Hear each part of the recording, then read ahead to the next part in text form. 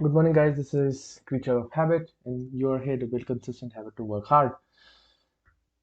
This is more of a bounce back stream, bros. These few days have not been kind, and you can see what happens if routine gets disturbed. Especially for a creature of habit, it is devastating.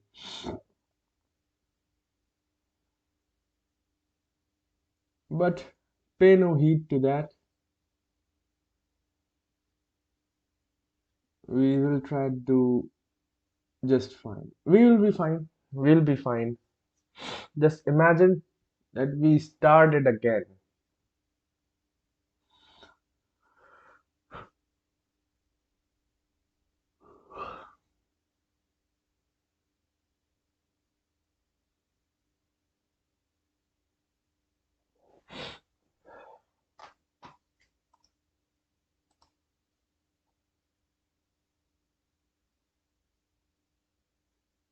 Oh, right. I didn't have to do this.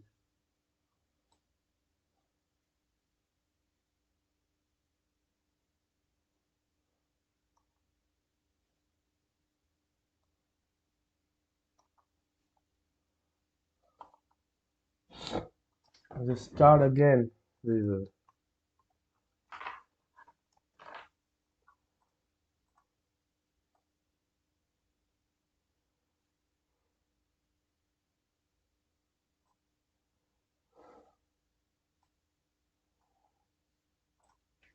Alright.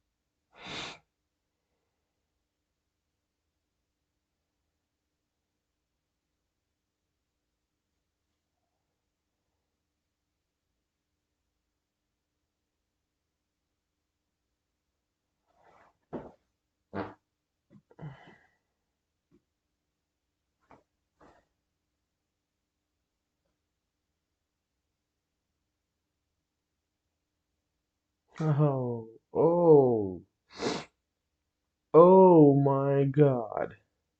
This is obviously the 74th year for which we have been independent.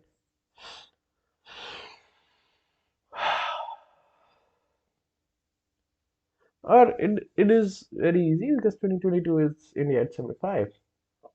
Damn, that sucks. Math is hard, right?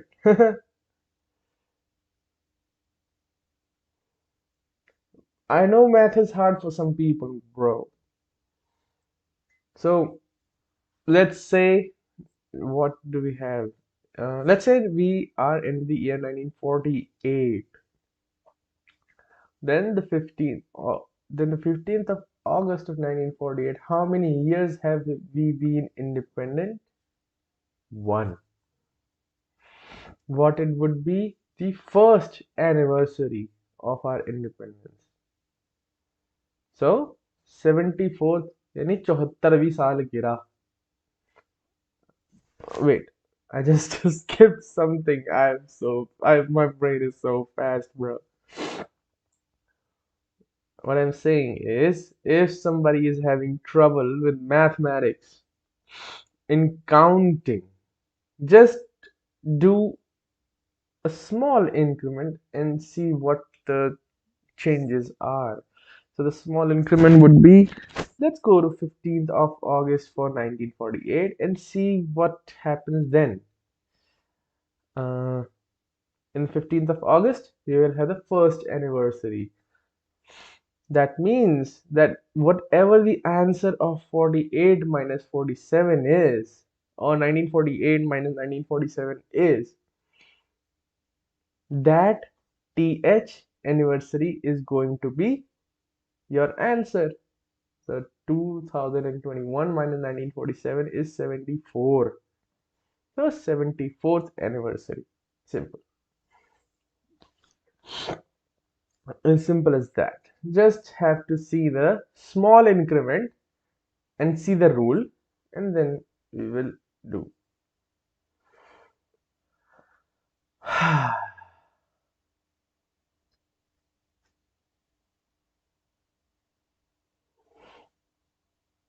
With this math, I have one problem with respect to CSAT.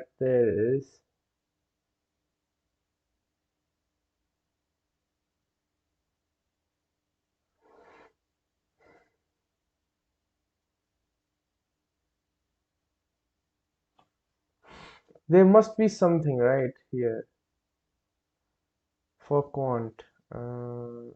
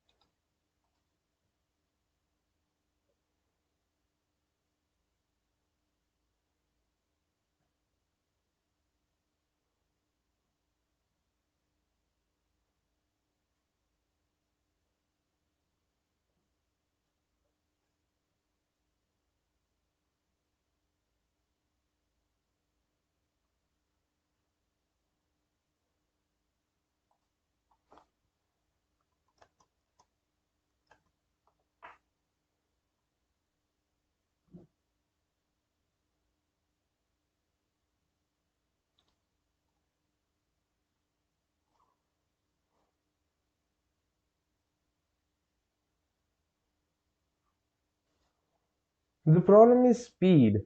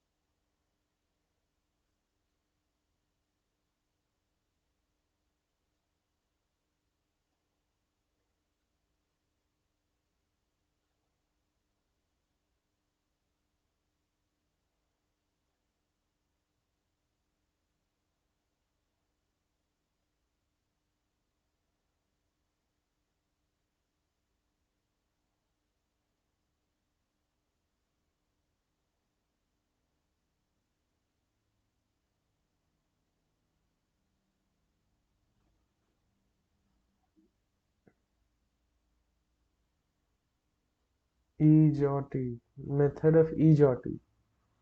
Alright. RSC. 2 before T. EJOT. Okay. 18. R18A1V. Maybe 2 above 22. And IJOT. IJ. 10, 9.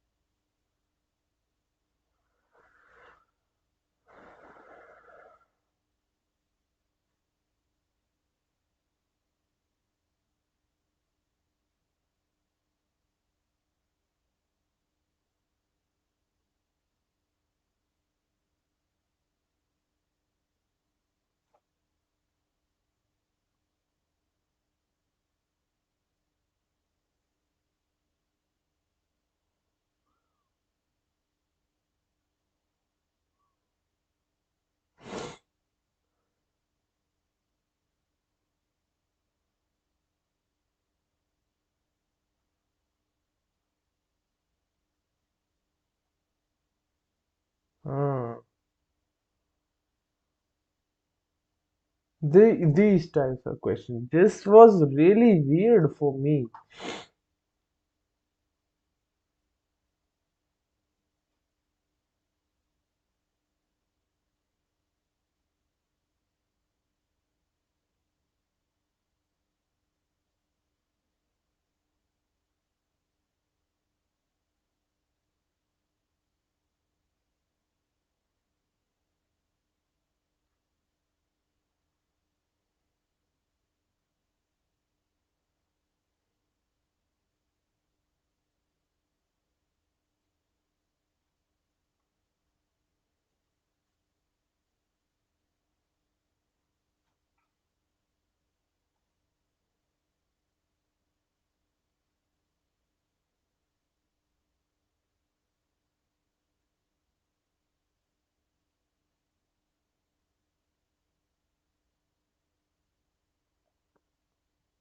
EJOT.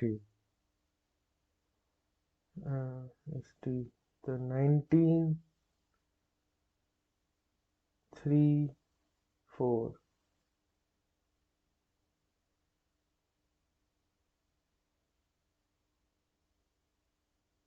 25.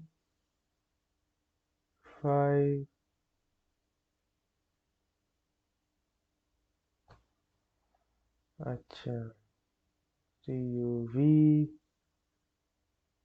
obviously.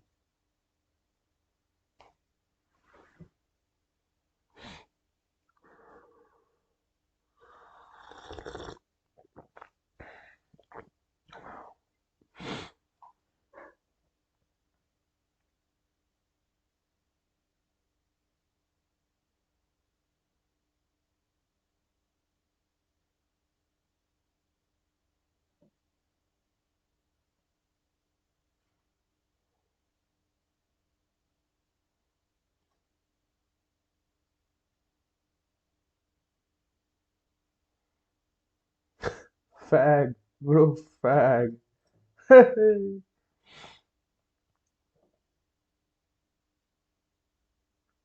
remains there. F G G G H I J K.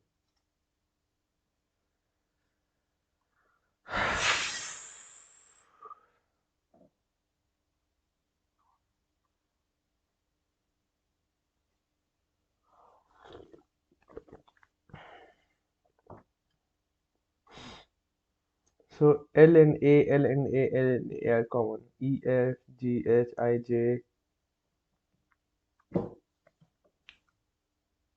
H I J K H I J K L K and L.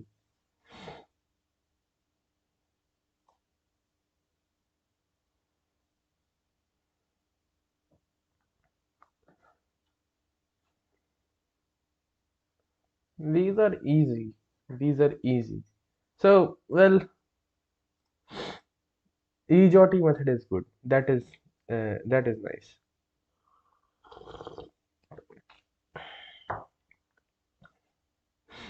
Bro, it's so difficult.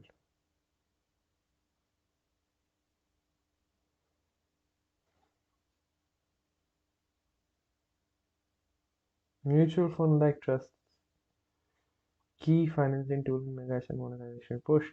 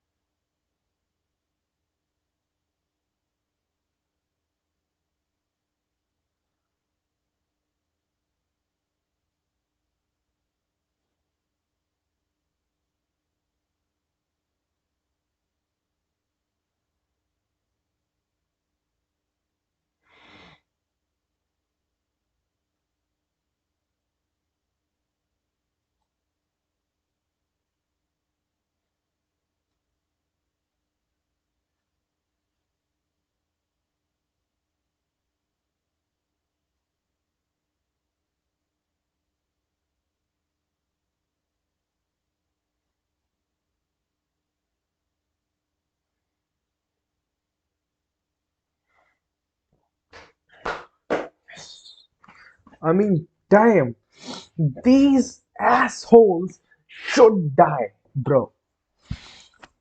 I don't care. Bro, some people must die.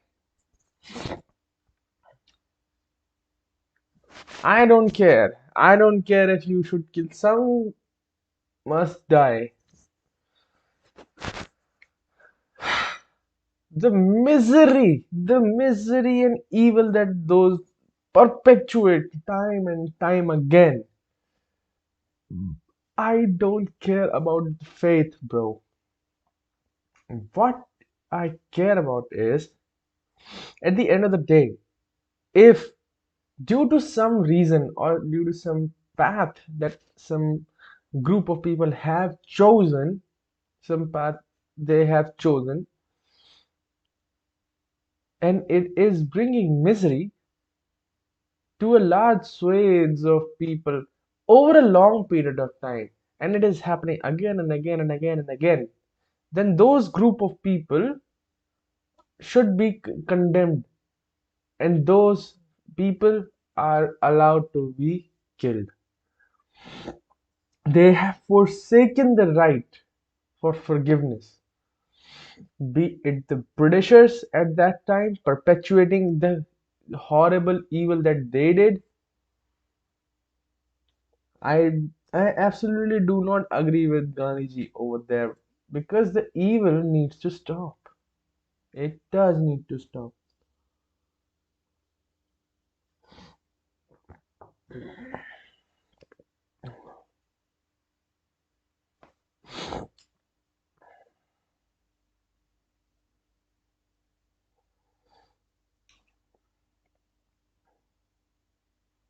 Although colonialism is nowhere near as evil as terrorism. I mean, it is, but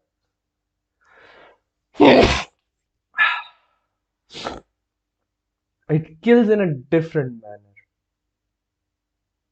There is nothing to gain for these terrorists. It is a absolutely negative sum game.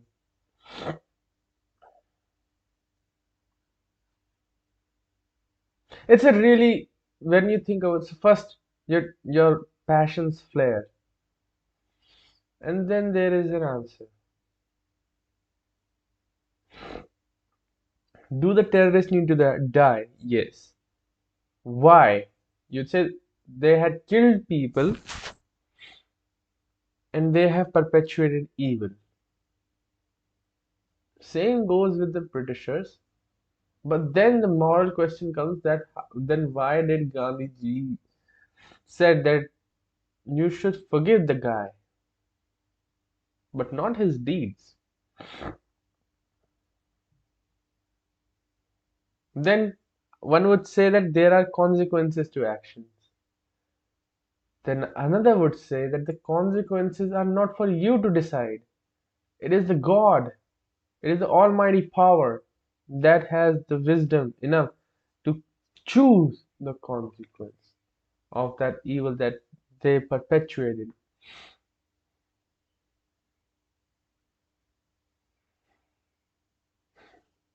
Then there would be somebody who would say that it would be unfair that human action was not met by human action.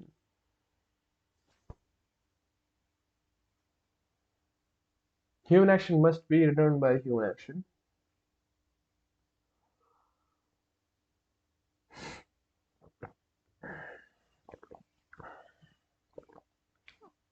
Because the God has given us the agency to act and think rationally. And it is a necessity. The God can also work through us. And through us, we can say, by rational thought, God can act. Because rationality is truth. Now, rationality. So, if you are rational, then you can say that God worked through you. That is true because If you think about it in this manner, because at the end of the day, India is the land which birthed Gautam Buddha and Mahatma Gandhi and B.R. Ambedkar and Sardar Vallabhbhai Patel and Subhash Chandra Bose. Different methods, different approaches, but most of them were non-violent, except of the great SCB. But the ideals and morals were of the highest. Swami Vivekanand and Raja Ram Mohan Roy, Ishwatan Vidyasagar, and the list goes on and on and on and on and on. You will get tired and die, basically, given the how many people are there. But making the point that India has a reputation of non-violence and moral high standards, you have to come at a conclusion that is morally okay. Me rejoicing in encounter of a terrorist, I believe is okay. Just have to check, I mean, ensure that this joy comes from rational thought, so that I can say that my thought was rational and hence it was the action of God.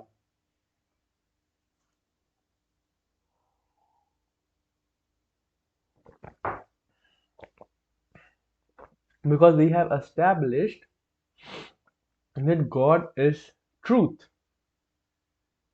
and truth can be known from rational thought. So, with each rational thought, some part, a very, very minute, infinitesimal, small part of God can be seen.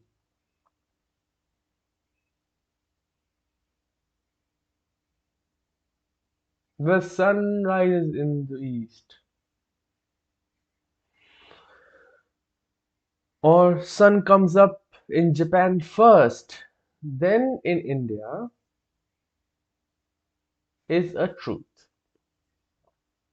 This does not change at all, and the reasoning is also there. We have identified a factual, a truth, unadulterated, pure. It is the truth. It is eternal. This point is eternal, that when I was talking about it, it was the truth,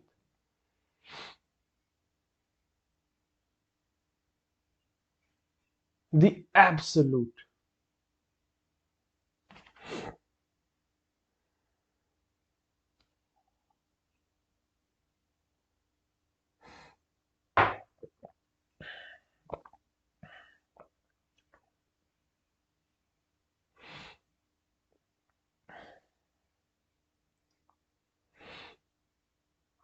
That when I was talking about it, that did happen.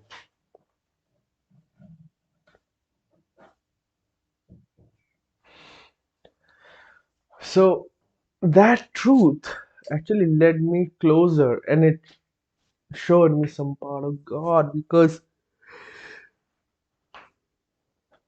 He is truth.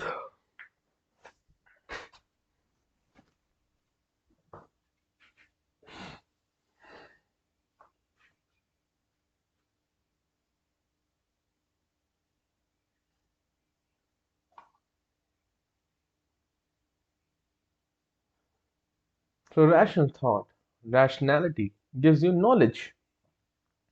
And imagine if you knew everything about the universe, you would automatically know the nature of God. That is the truth. That is the functioning of the universe. How the forces of nature work. How did they align? How did the field of the quarks establish themselves? Why is there a SU3 group? Why the SU3 group exists? SU3 group symmetry, a symmetry group, group exists, we know. And then we understand that there is a connection field with respect to this gauge symmetry that has been established within the group. This is a fact of of our world. But why actually, or from where, and then why this group, this is the way it is? We can ask the question that why SU3 group exists in the first place. I mean, what is the reason, or from where did this group come from? Then it would be like it is basically as asking that 1 plus 1 2, this fundamental axiom. It then can be said that this is an axiom and this cannot be explained, and then from there you can say, I mean, you have distanced yourself from God, because there is a reason. There is a reason, and that reason is truth. You cannot connect the why and where, then basically you are done for. The symmetries and the rules of universe, how do they come there? That is, so if you know that, then you have seen and know about God. So the rational thought is actually God's action, can be said, because it is the truth. He would do the same. So if rationality, then from there I can say it is a ration. How? Well, it is dubious what God would say, but obviously evil can be stopped.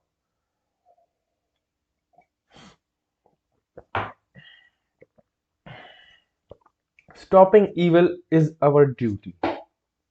That much I can say.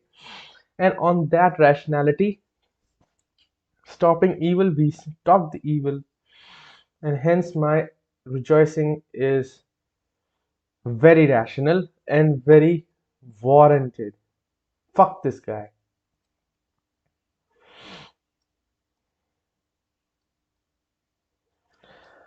National monetization pipeline. There has been compartmentalization of different assets of the government that would be monetized. Seen in conjunction of in national infrastructure pipeline, this would allow the government of India enough funds to actually upgrade the infrastructure of the country. Now, infrastructure of the country is required to be upgraded because for a long-term growth rate to move forward, there must be efficiencies of the economy that need to be improved. These improvements are within the institution. So the improvement within the institution will be of the format of GST, IBC, and obviously giving autonomy to SEBI and RBI. Well, the autonomy and rules must be defined. Monetarists would say that okay, RBI or a central bank is too dumb to understand the economy. Then you just bind it by MPC, whatever they have done.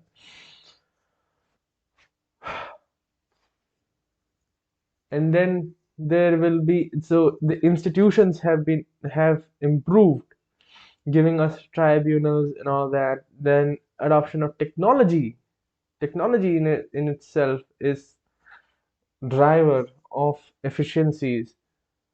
Getting e-tax filing, which would improve the tax base, give for future governments enough tax base. When your country only has 1.15% people paying the tax, for the rest of the 1.15% people means that approximately 1.4 crore people are just paying tax and are trying to help the 1.3 crore remaining.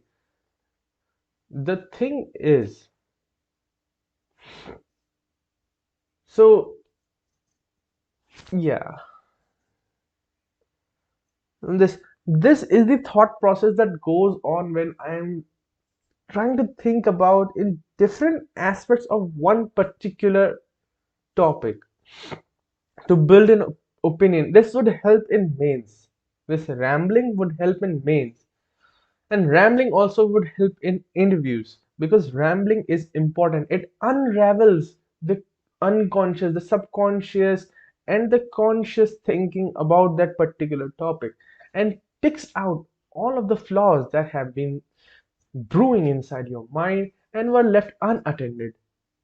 And the flow of the thought is established. And when flow of thought is established, then the discussion can go further and you can actually analyze the particular topic that we are seeing, and this would help in mains because there are questions of ethics with respect to poverty and hunger, and it basically says that why are we chasing growth, because at the point at it is said, I don't remember the curve exactly, but it is said that whenever there is a growth in the country over a long period of time, let's say that there is a long-term aggregate growth rate. There's a long-term growth rate, and when the country is growing, let's say the model is capitalism, the inequality will increase initially. That is, the Gini coefficient will deviate from the equality line, and after some time it will come back, uh, and it will swing much further than what the inequality before was, given that the government has to try and improve in redistributing wealth in some fashion. Now, the fact of ethics, where ethics comes from, is basically when I'm saying that there are 1.4 crore taxpayers in the country, the first image, the first horrifying and embarrassing, shameful image about India, and a very difficult decision that wreaks havoc in at the time when I am there, because I am particularly helpless because I don't earn any money at the point, because getting excellence in these subjects is very difficult. So in that space, the image is of a beggar, of begging small children, boys, girls with infants in their hand, and a serviceman, a guy who has a salary. Those are begging. They don't know anything to do. They don't have anything better to do because they have to survive, and there is nothing at the moment that they can think of. The people think that they would have done better if they would have been in the situation, but they would have not been in the situation, and the harshness of the life that comes with such depravity and such deprivation and huge amounts of poverty and hunger. Your mind cannot think straight, and they are kids. The force of nature, the hunger, and the force of society is very, very strong. It kicks hard. The only thing that remains is the survival, the stubbornness of human life. And that leads you to begging. They need to be pulled out.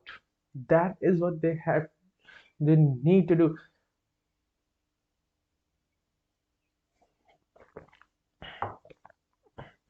Because the integration into society has to be ensured by the society itself, because they cannot break into the society, because that would require high level of thought, and that cannot develop on a hungry stomach. That is simply there.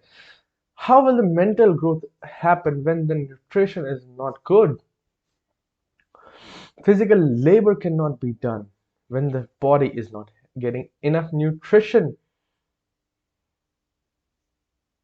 Going hungry for days, not eating, starving for months on end, You will be at your wits' end. Nothing will make any sense.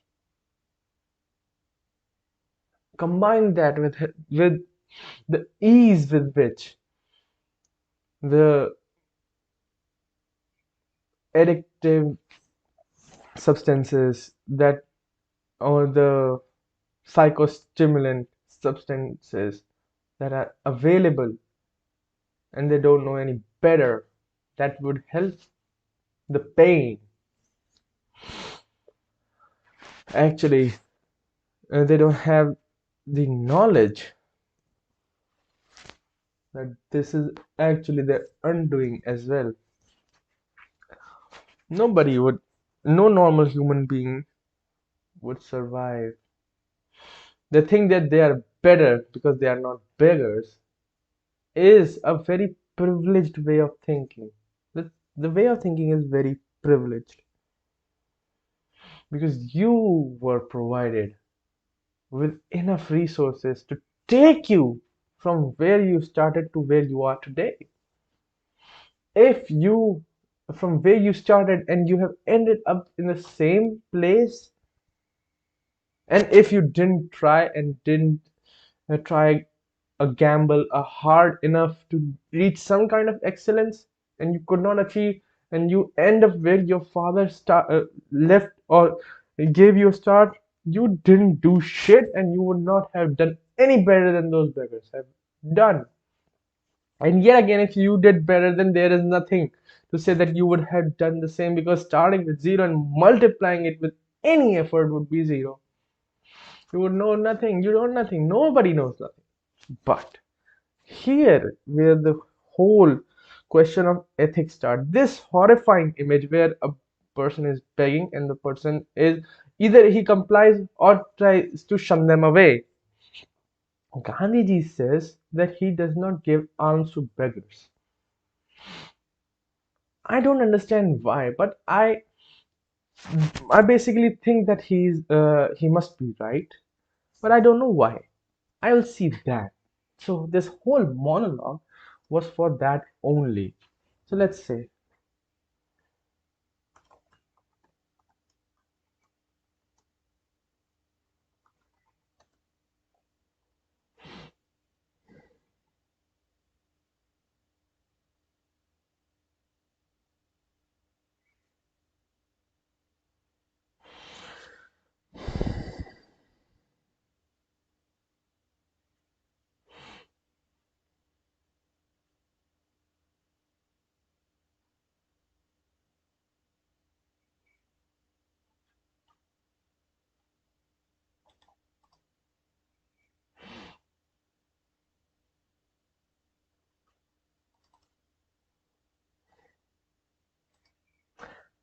the point that I am making is in the experiments with truth, he categorically says that he does not give alms to beggars.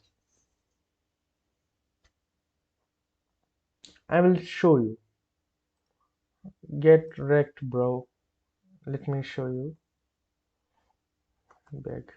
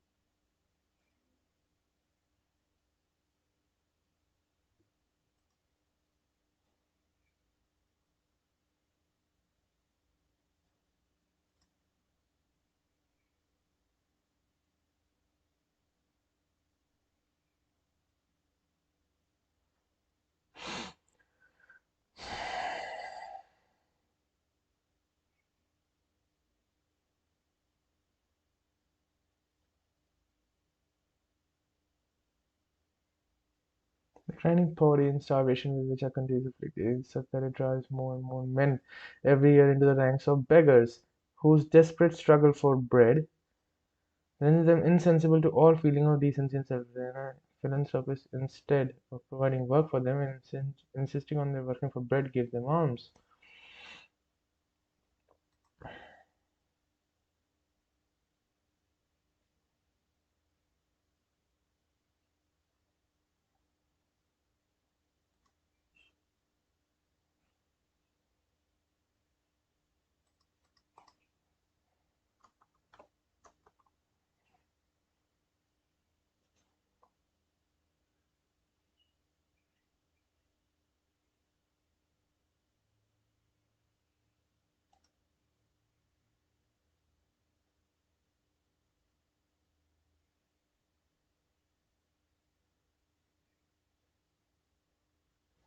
I know you will never allow Balti to come for you.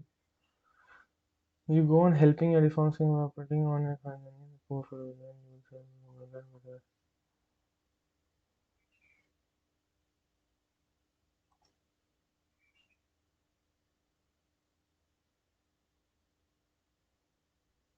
Yes, yes.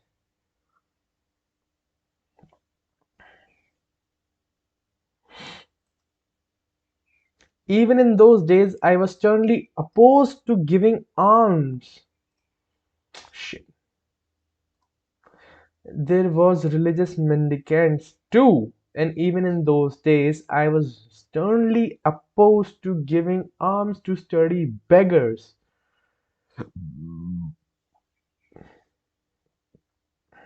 Sturdy beggars. Sturdy.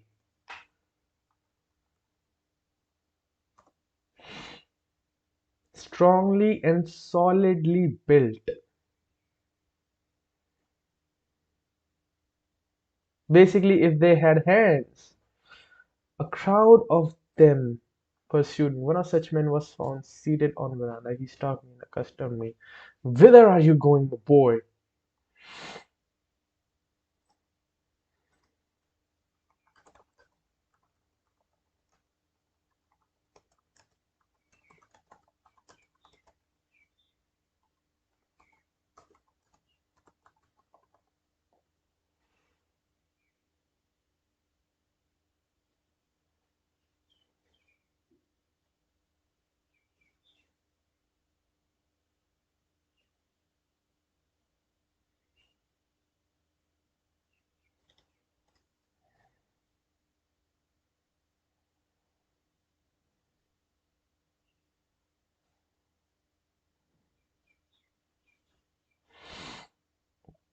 Beggar.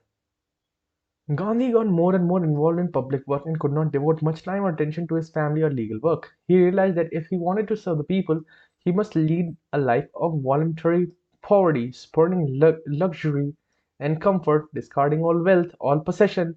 A time came when possession seemed to him to be a crime, and it became a matter of positive joy to give it up. One after another things slipped away from him.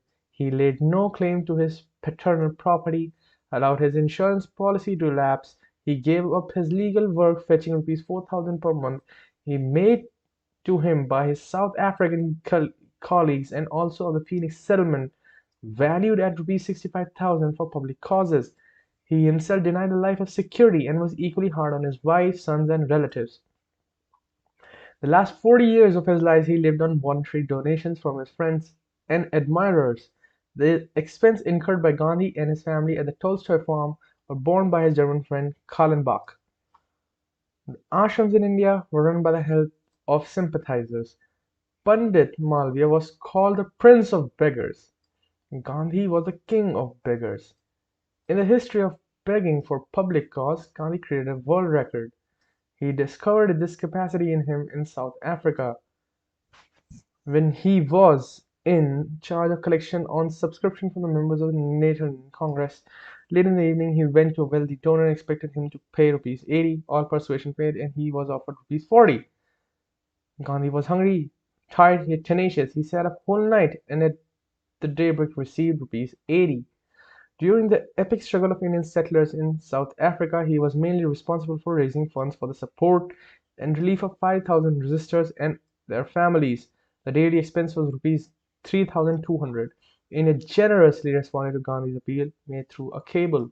Princes and rich merchants sent money. An appeal for helping his campaign was made in a Congress session, and the audience showered notes in gold and silver. Gandhi sent a receipt of the gifts and submitted a detailed account of all expenditure. He respected the sentiments of the donors and not to use a pie to meet other needs from the money donated for relief work. He is very particular about spending of public money. When challenged, he invited the critics to examine the audited accounts of the Tilak Swaraj Fund. Tilak Swaraj Fund is the one that powered NCU, right? Sponsored by Tilak Swaraj Fund. For the Tilak Swaraj Fund, he set up a target of 1 crore of rupees to be collected in 3 months. A friend pleaded that if he agreed to attend a professional dramatic performance for 10 minutes only, the actor would subscribe rupees 500,000 on that night. Gandhi denied. Still, the total collection amount to rupees 1 crore 15 lakhs. He often said that through the thousands of the rich are welcome, it is the copper and single rupees of the poor people that bless a cause. Every piece knowingly will be a token of determination of the giver to establish Suraj. He could never forget the sight of poor old people with a trembling finger untying the knots which firmly held their pies. He appreciated their willing surrender of their savings to him. Besides the Tilak Swaraj Fund, Gandhi raised memorial funds for the girl martyr Wali Amma, for Gokhale, Lajpat Rai, Deshbandhu Das, that is Siya Das, and Rua, Jallianwala Bagh victims. He told the people that if the necessary fund for raising a memorial in Jallianwala Bagh was not found collected with the time, he could sell his ashram and give all he could. In 2 months, 10 lakhs of rupees were collected for the Deshbandhu Memorial Fund. When Gandhi came to know that Tagore was touring India to collect money for Shantiniketan by staging a public performance of his dramas, he entreated staging public performance of his dramas. He entreated the aged poet to discontinue his venture and handed him a donation of rupees 50,000 as a first installment. Okay,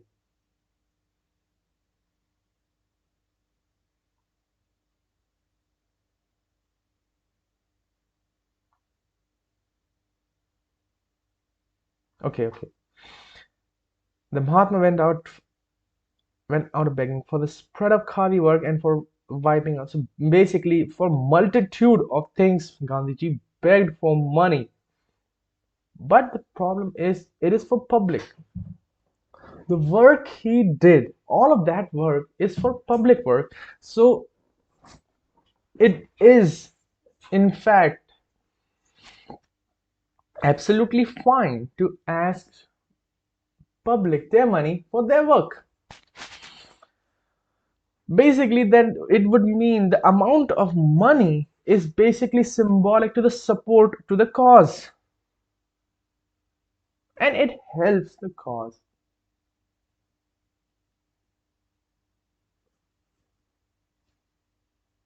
It is of all. It is of all. Those who support the cause, it shows then in the money that okay, there is support for this cause, and public work should not be done on your account because that would mean that you are the work is yours and it is your agenda. Because imagine a world where Ambani is leading a movement. No, there is nothing good or bad. This is just an hypothetical. So let's say Ambani gains some consciousness with respect to something that is happening, and in this artificially created world, that is bad. Now Ambani has billions of dollars with him, a huge amount of dollars. So what he can do is he can completely fund that movement with his money, which would mean that he can buy protesters, he can buy people and for their services. What would that mean? That would mean that it is his agenda. He funded that. And it is not the people's choice to do that. They do not believe in this cause. And basically he's trying a coup. That is what not it is. But when he asks public for their money. Not only they have contributed to the cause that they believe in, it is also symbolic that this is a popular demand. That is what it is. So, in short, this is not begging, but overall help, basically gauging if the public is in. A jail doctor once asked Gandhi, don't you think able-bodied men should be prevented from begging? Would you make a law to that effect? Gandhi replied, certainly, but men like me would be free to beg. He defied the proverb saying beggars should not be choosers. Gandhi's slogan, his approach to donors, and his dictation of terms for acceptance of charity were uncommon. Standing on a beggar's bowl to the audience, usually there was a scramble for giving alms to him. Hundreds of rustic, aged, and infirm men and women walked miles to offer their mite to him. Some brought brinjals, pumpkins, and other vegetables from their garden. The students of a model residential school presented him with a heap of hand-spun yarn, piece of khadi woven by them, and a small sum of money that they saved by denying themselves of ghee, milk, and wheat for some days. Once a widow bought a 2 on a bit and gave it to Gandhi and asked, I did not give it to help the cause, but to fulfill my dreams of giving alms to the Mahatma who has renounced us all. Top collect a few lakhs of rupees was a child played to Gandhi who sent his appeal through microphones, cables, and newspaper columns. He once with the hat of a journalist and used it as a begging bowl. The bewildered journalist was the first victim of Gandhi's begging bowl.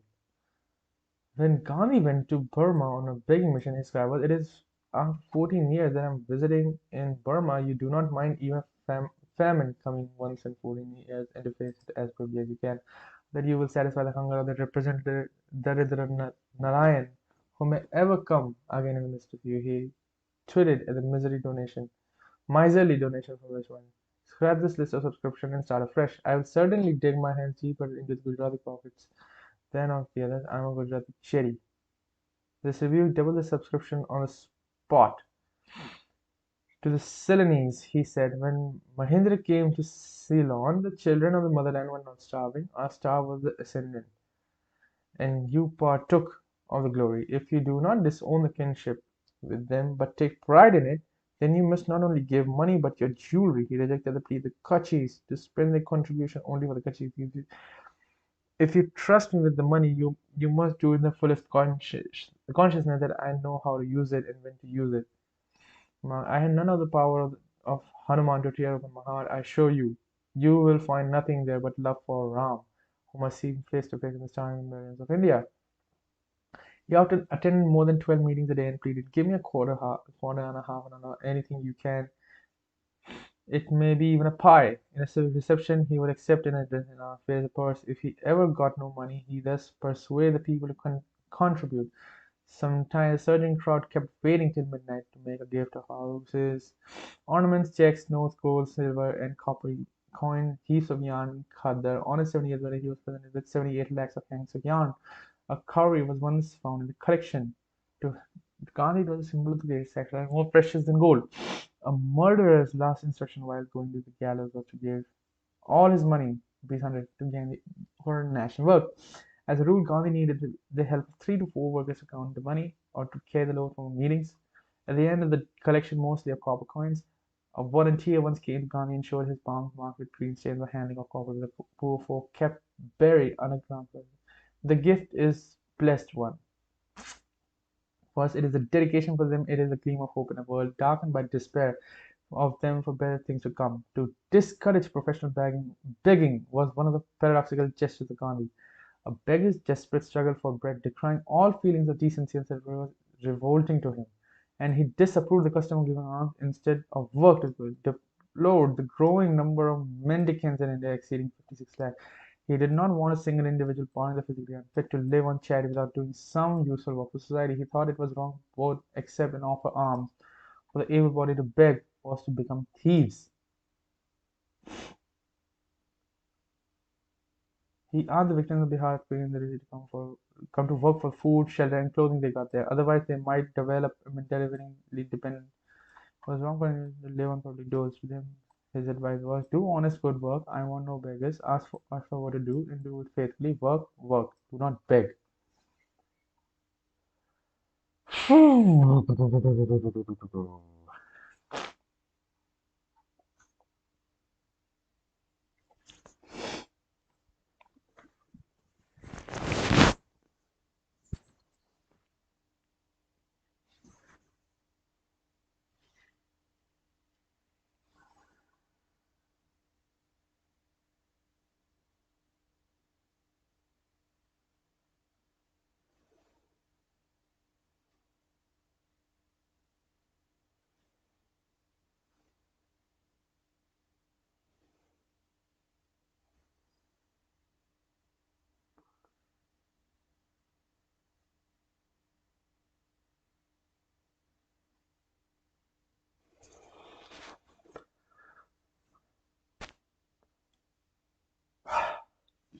That is true, and this is why I said so. He wants them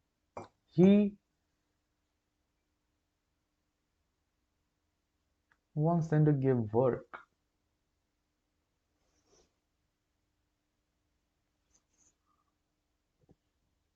So the position Gandhiji holds this is basically if you provide them arms, then you are feeding this dependence on public charity mentality.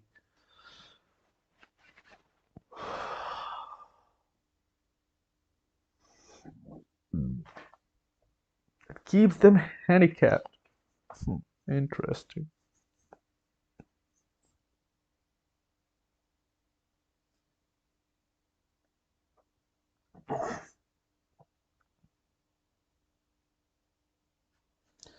Unfortunately, two sessions are over. Two sessions are done. That is nice.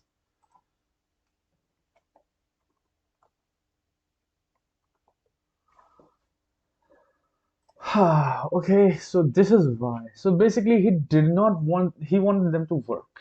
Then that is fine. Absolutely. Okay.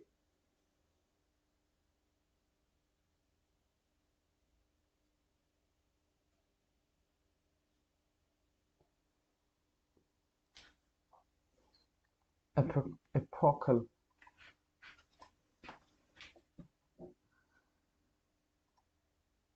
Let's go.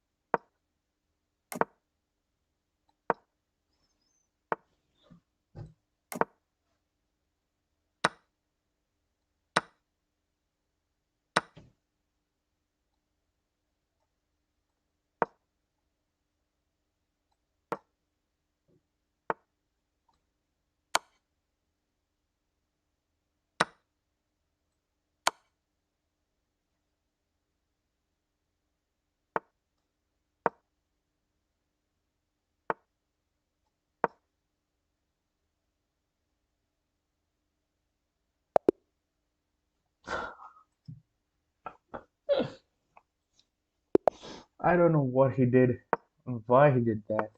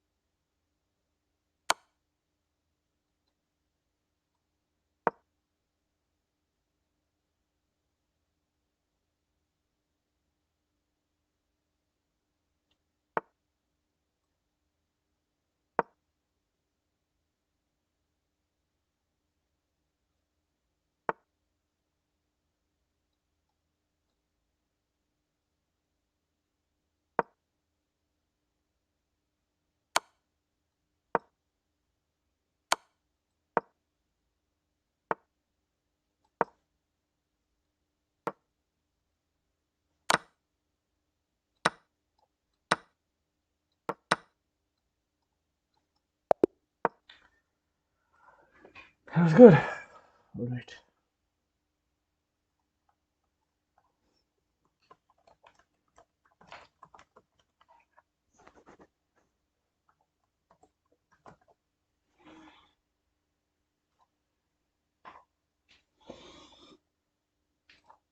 Mhm.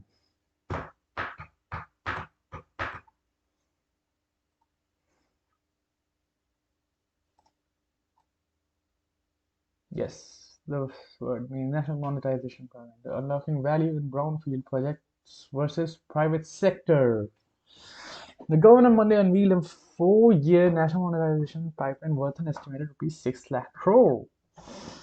National pipeline is about 1 lakh crore for 5 years.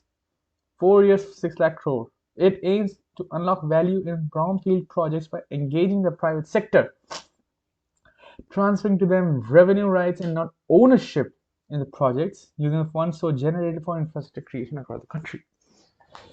The NMP has been announced to provide a clear framework for monetization and give potential investors a ready list of assets to generate investment interests. The government has stressed that these are brownfield assets which have been de-risked from execution risks. Brownfield assets which are de-risked from execution risks and therefore should encourage private investment, structuring the monetization transactions, providing a balanced risk profile, and effective execution of NMP will be key challenges. In a monetization transaction, the government is basically transferring revenue rights to private parties for a specific transaction period in return for upfront money, a revenue share, and commitment of investment in the asset, real estate investment trust, infrastructure investment trust, for instance, are the key structures used to monetize assets in the road and power sector.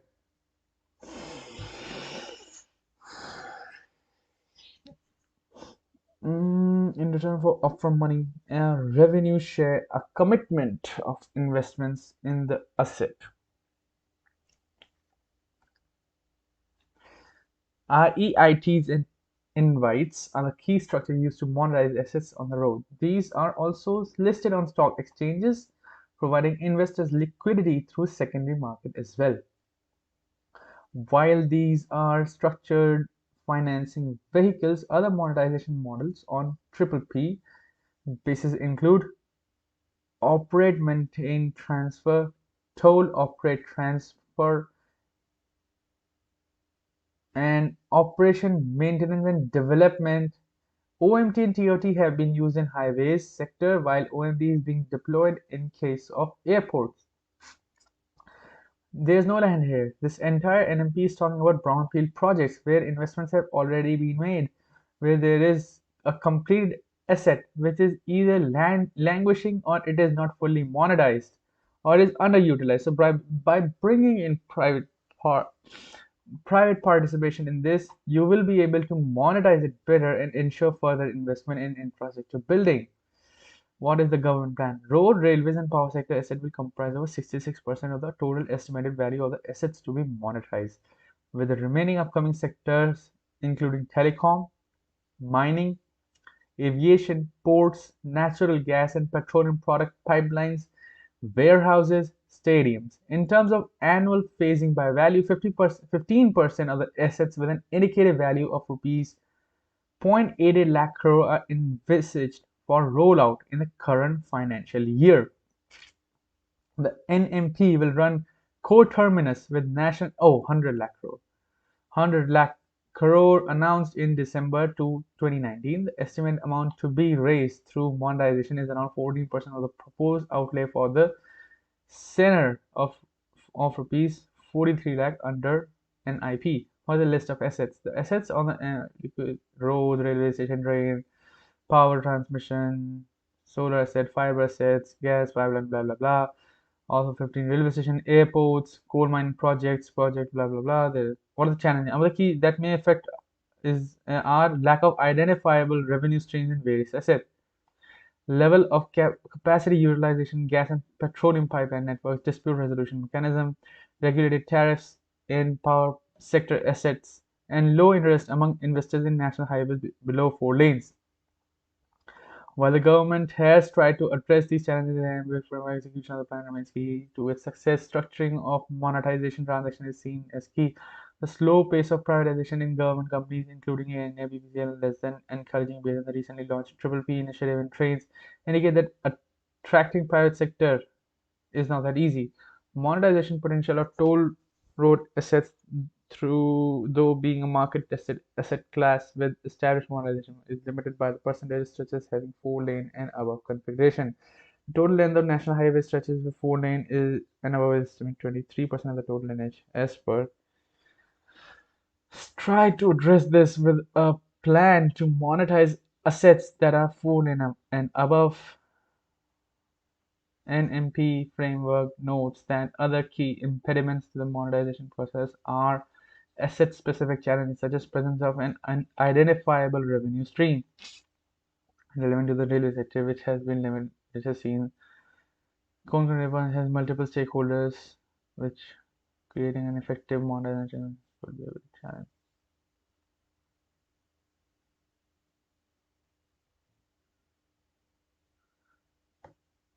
What is a Sarup? And the Code of Conduct for Track 21. So what is a Sarup? A physical copy of Sri Guru Granth Sahib, also called Bir.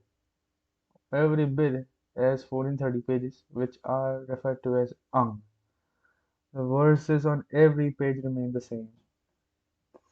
Consider Sarup of a living guru and treat it with utmost respect. They believe that all the 10th gurus were the same spirit in different bodies, and Guru is their eternal physical and spiritual form.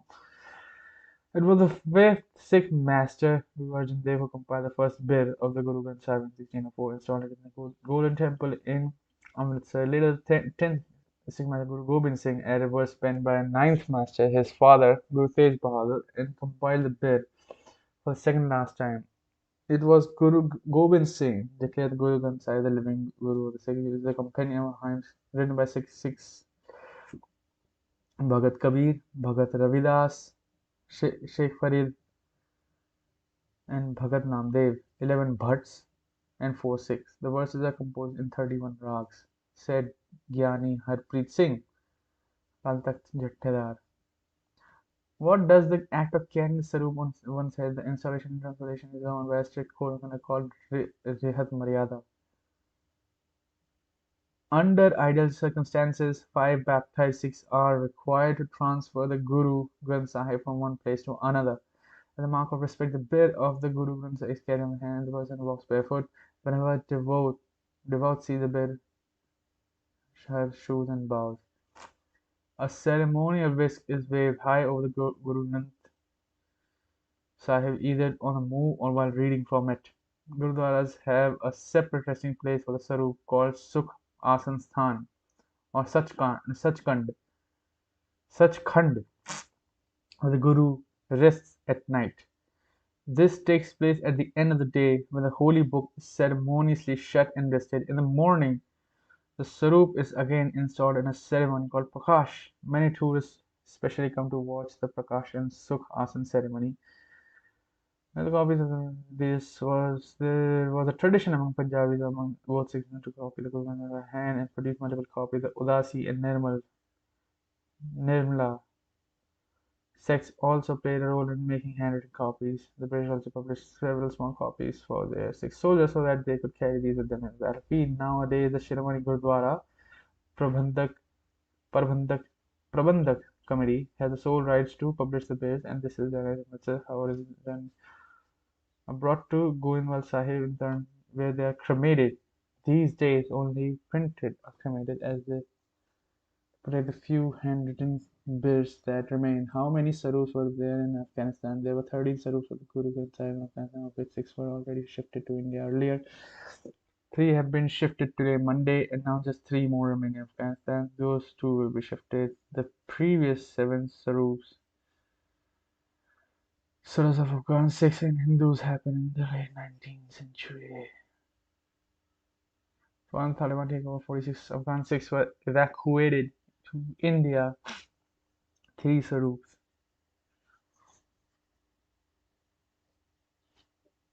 Three of the last six remain Saroops and then include beautiful religion.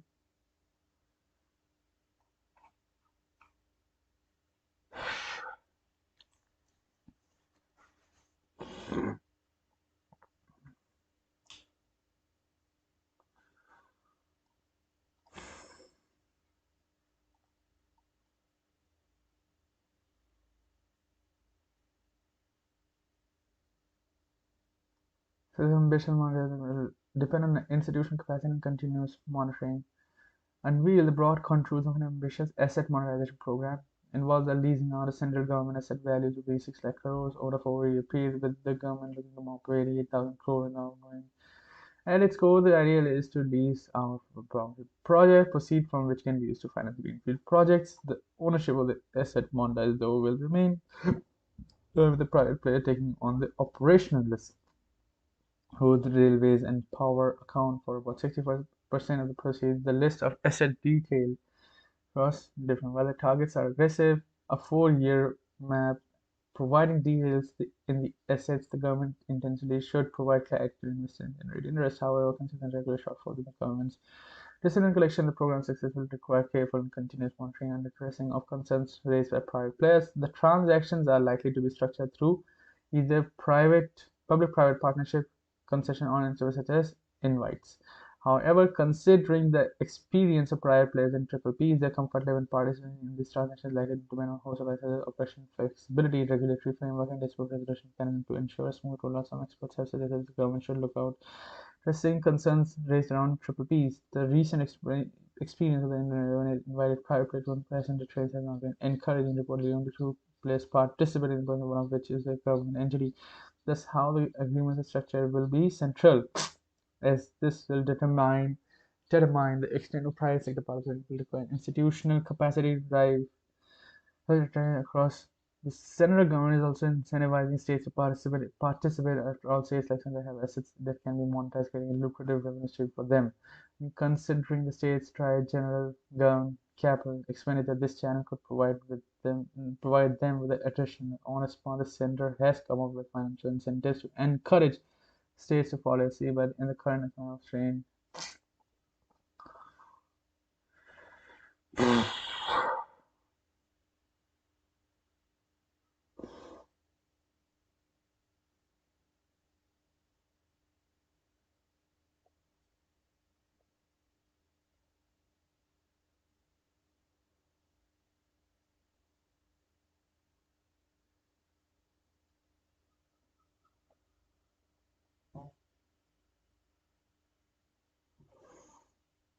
mm-hmm.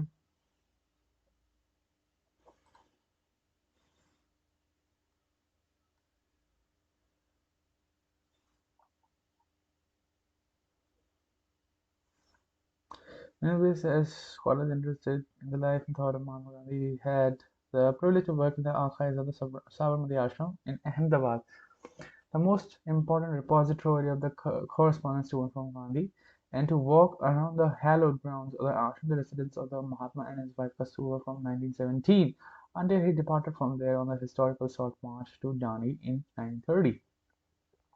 We have wondered what direction the ashram could take in 21st century. Over the years, we have imagined in particular what the Sabarmati ashram might become and how it could play its role in spreading the message of Gandhi, how it could be ensured that the most effective use is made of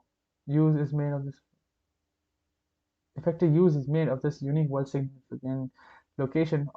Of course, it has a large role to play as one of India's most historical sites, as a museum, and as a pilgrimage place that inspires the quest for truth and teaches the observant visitors about the value of non-violence and simplicity in a period of threatening environmental collapse and very present economic inequality. Equality. For these reasons, the lessons taught by Gandhi and embodied in the ashram are just as important now as ever before. The ethos of the ashram is conducive to the higher level ways of thinking and being the Gandhi model. So powerful are the present simplicity and orderliness of the surroundings that they cannot but affect the thoughtful visitor. In the year 1970s, the revolutionary thinker Ivan Illich, talking of Gandhi's hut at Sevagram noted, this hut of Gandhi demonstrated to the world how the dignity of the common man can be brought up. It is also a symbol of happiness which we can derive from practicing the principle of simplicity, service, and truthfulness. Of course, he could just as easily have been talking about Hriday Kunj, the basic but inspiring home of Gandhi in Kasturba, the ashram, but such happiness requires time, a slower than usual pace, and quiet reflection, something impossible among huge crowds. It seems to us that there are two possible ways to make sure that ashram remains relevant in the future. One of them seems obvious, but we feel would create more loss than gain. If the press report or the proposal to redevelop the precinct are accurate, the ashram could become a mass tourist hub with a large car park, food court, shops, a VIP lounge that could reclaim the visual wholesomeness, tranquility, and uncluttered environment of 1949 while becoming a world-class tourist destination. This would generate money for the state and perhaps make Mahatma known to far greater number of people. One must ask, however, whether there is not a higher purpose in preserving the ashram in its striking simplicity and as a relatively hard to access place without food outlets on the ground. What would Gandhi say about this? A potential Disney-esque Gandhi theme park, and what would Gandhi say if he could revisit Dandi? May be popular among those wanting to take a selfie and tick a bucket list spot. However, there may be another approach. So basically, materialistic shit, and however, another approach that allows ashram to become, or indeed remain, something harder to envisage, but where one can feel the Gandhian ethos. It was here that Gandhi connected his experiments to observe and for ethical action, where the communal living and dining meant that caste divisions were done away with, where ashramites learned that they could take on the might of an empire. Would the proposed makeover not end up obliterating Gandhi's ideas and message? Would one still be able to feel Gandhi's spirit? The loss would be intangible but huge. When Gandhi was asked why he did not visit America, he expressed the fear that people would come to see him out of idle curiosity. Let's see this animal in the Indian zoo. He wanted those who had an interest in him to really understand what he was trying to do and invited them to come to the ashram and make a detailed study of his teachings. Instead of a tourist hub where Gandhi could become a mere tourist attraction, there here's a chance for India to ensure that the ashram where the Mahatma walked and worked, where one can still feel his spirit in the garden, home, and prayer ground, remains a living, breathing means for the world to understand Gandhi and his message. Of course, as scholars of Gandhi, we may have a narrow perspective. In addition to attracting truth seekers, could the ashram also be positioned so that it ensures that its outstanding collection of Gandhiana is shared by scholars and peace workers in a way that helps to promote first-class Gandhi scholarship and consider Gandhi's praxis, and possibly to help create a worldwide community of like-minded Gandhi inspirees. While the Gandhi Heritage portal of Gandhi-related documents and information is provided electronically by the ashram, could the ashram be the site of an international Gandhi research hub in India? It could become the most important place in the world for scholars and seekers to come and work, to meet other scholars and seekers, to share information and discuss ideas. It could foster greater contact among Gandhi experts and ensure that Gandhi scholarship is carried out at the highest level.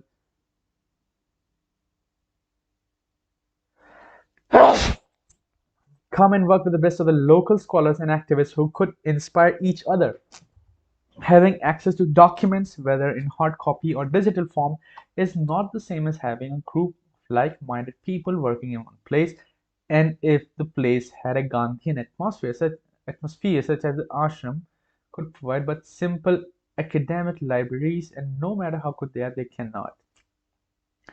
Unique atmosphere, and through Sabarmati Harijan Ashram, India could serve the entire world as a beacon of the truth. And this is great.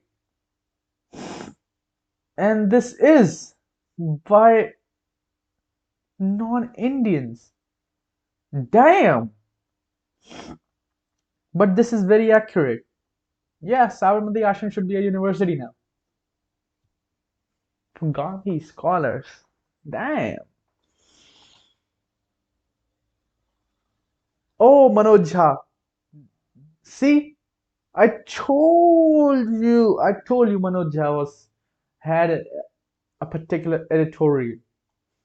I knew it. He's an MP who gave such a uh, inspiring speech on the pain that COVID gave to people.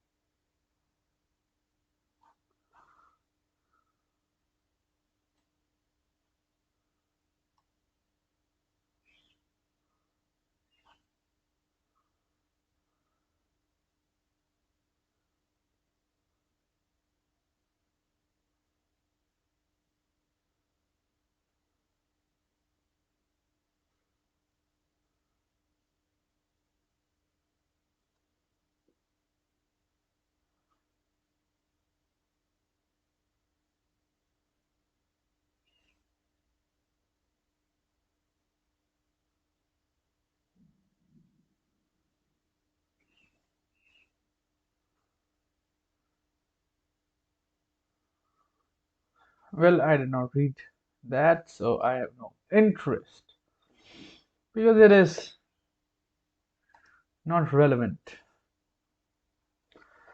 Based on nature of it, accompanying revenue stream. So basically, what is it there? There are brownfield projects that are under government and they are not profitable at or very little profit or they is coming from them or because of underutilization. Probably private, probably. I don't understand how do they come up with these policies. What drives? It should be data driven, right? That there is a data that private sector participation in brownfield project actually spurred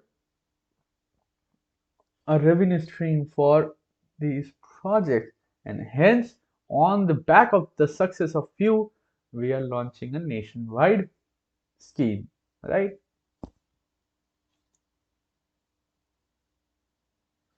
Indicative. Road and railways are the biggest, and there are pipelines, gas pipelines, and mining, telecom, warehouse, power. Then there's power, then there's aviation, etc.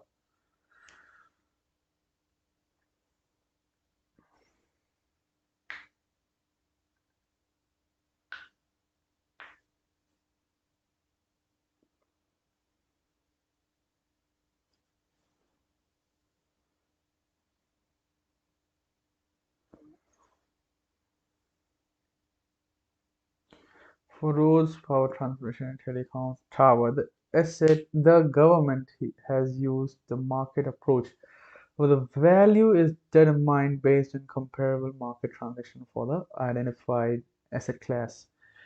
In case of proposed monetization of 26,000 national highways, for example, the indicative value of these 1.6 crore, alright, and is based on an average rate of 6 crore per kilometer. The per kilometer estimate is based on recent TOT transaction and asset mix to be monetized, while average realization by nature and past successfully over has been in the range of 9.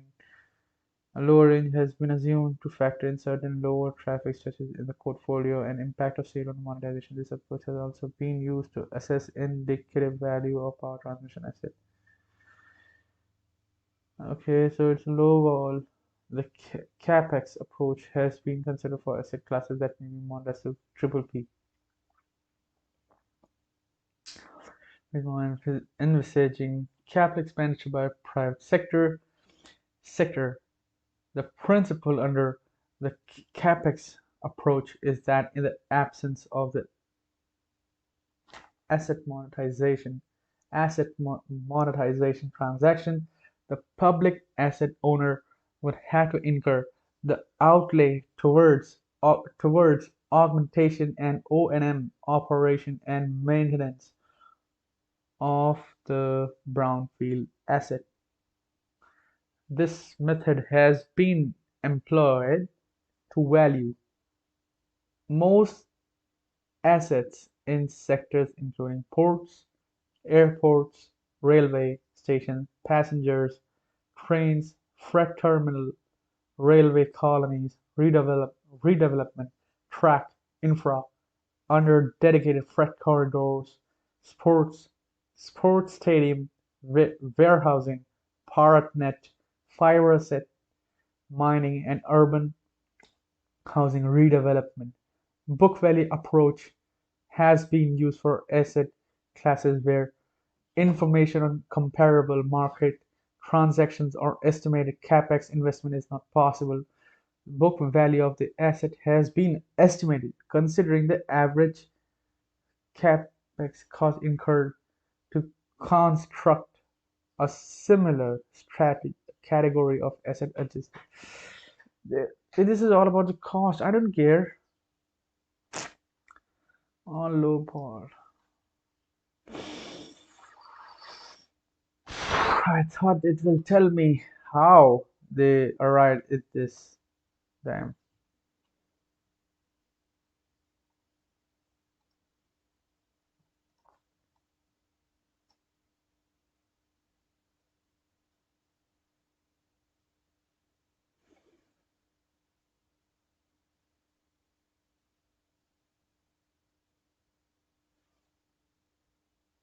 Taliban block Afghans access to Kabul airport, urges US to not encourage people to flee their their nation. Habri, Habri, Habri, Habri, Habri, re. Patrick, Patrick, Patrick Kingsley, and Adam Raskin, Ramstein,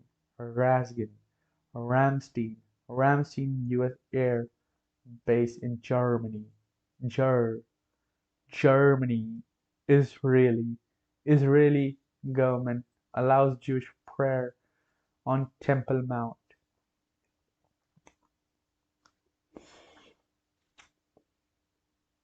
Orthodox Jews and others pray at the Temple Mount in Jerusalem on Monday. Chinese sanction against not productive. Race to complete evacuation from Afghanistan. Biden sticks with August 31 deadline for pull-out. CIA chief meets Taliban leader. COVID labs leak theory unlikely. Danish left behind in confusion killed Afghan general. Drive. Drive-through vaccination center at Karawang in West Java, Indonesia. Duterte seeks vice presidency. Raises rival suspicion. Rodrigo Duterte. Coercion and intimidation. Harris rebukes China over incursions in South China Sea. Havana Syndrome. Hochul becomes New York first woman Governor. Governor. All right.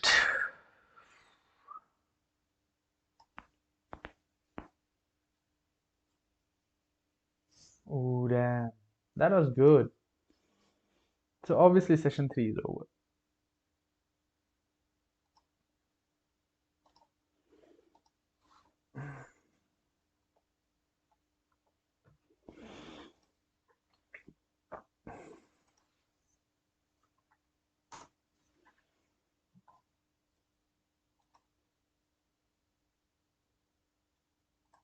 Rah rah Rasputin, lover of the Russian queen.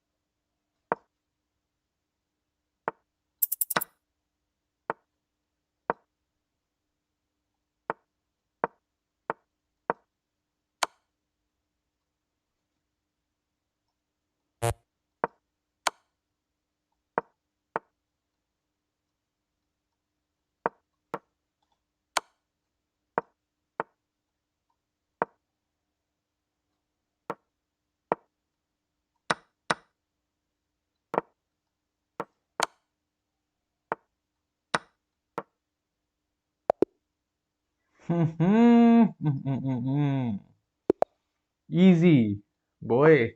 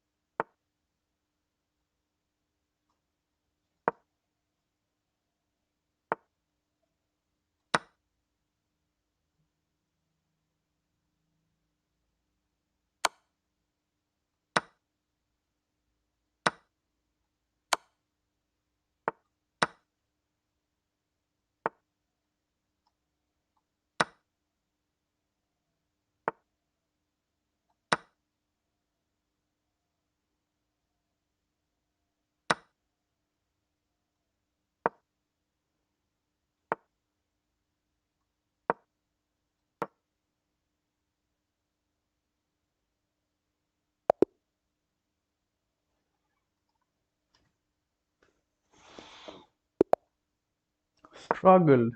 He just struggled really hard.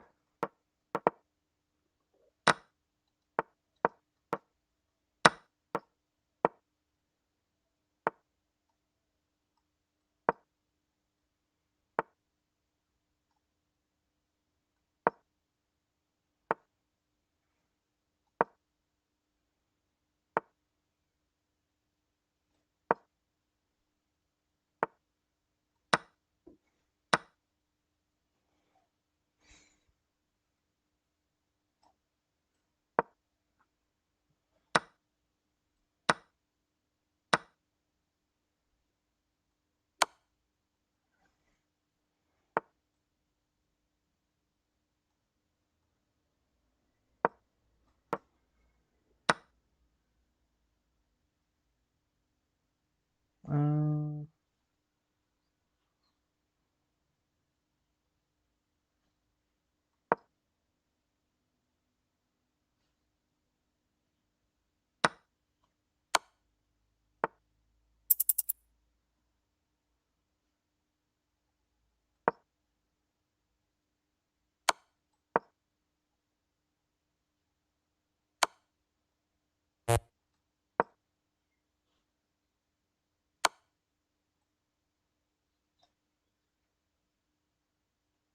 what? Oh shit! I got checkmated. Damn! Damn! Damn! Oh boy!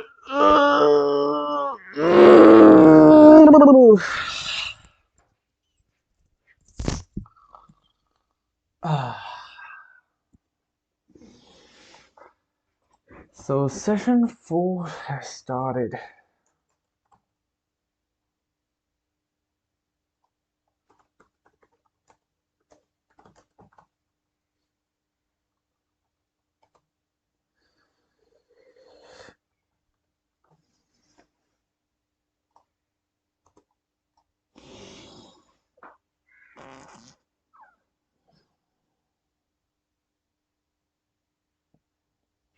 Looks like a mushroom top, and it looks really ugly. Damn.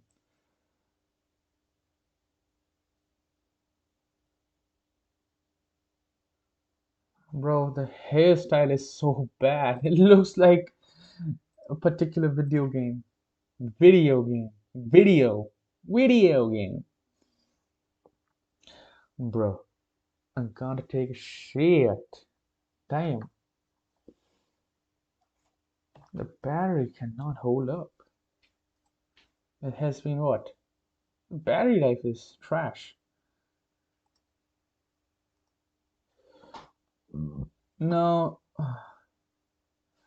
I would like to finish my notes, man. My notes. Time. Oh boy, boy, boy, boy, boy, boy, boy, boy, boy. I gotta take a shit and I gotta take a piss. Wait, piss dick.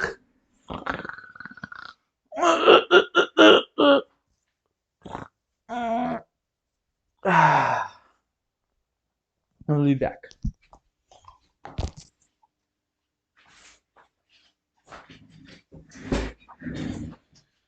All right.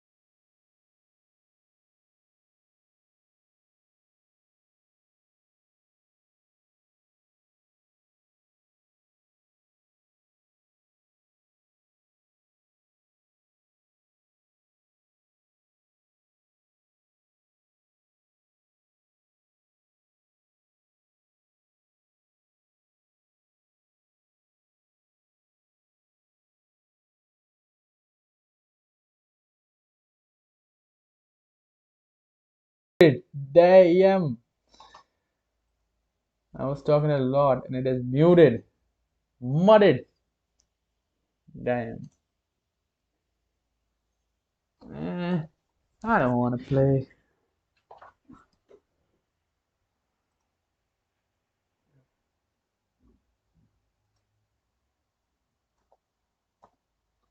Let's play this. Cheeks, bro. Cheeks. Randomize. Oh shit. Yeah, play. Let's go, let's go, let's go. What is this? Industry. Coal plant.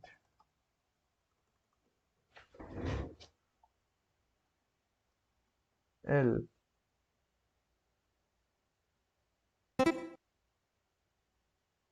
Oh, pollution.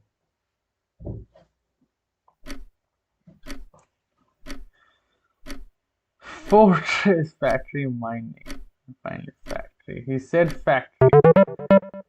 Louisiana. Louisiana woman, Mississippi man. Oh! He just won by 10 points. Bro. We have 5 minutes. Let's go.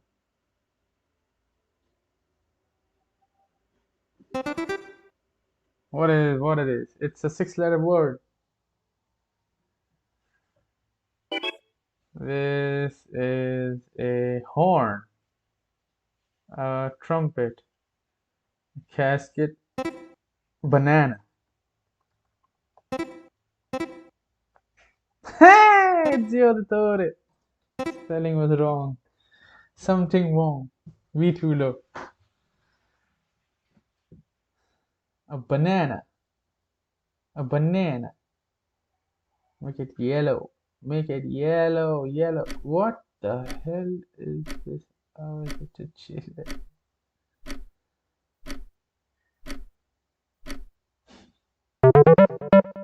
Pistachio. Pistachio. Okay. I will make a sand glass.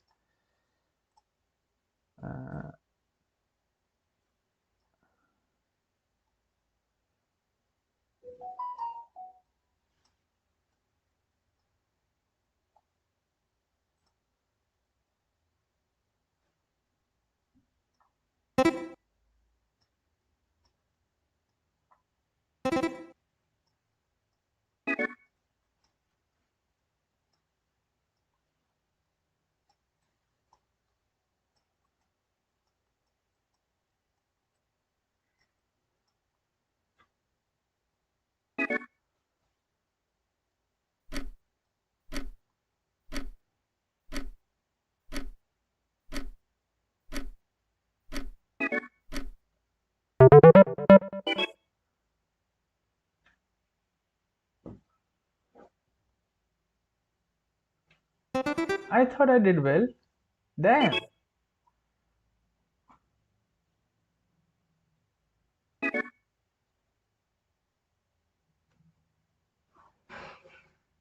Face. Done already. Pokemon. Hat. Sombrero is way too long. Hat, cap.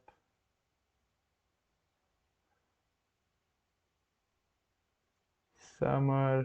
What? Lady?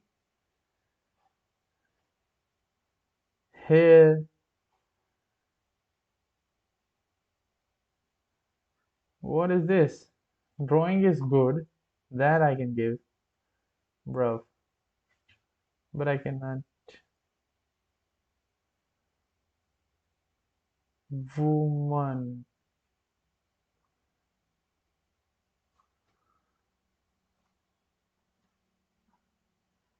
Model?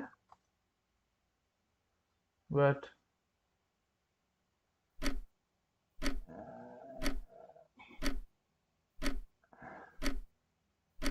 royal. Yes!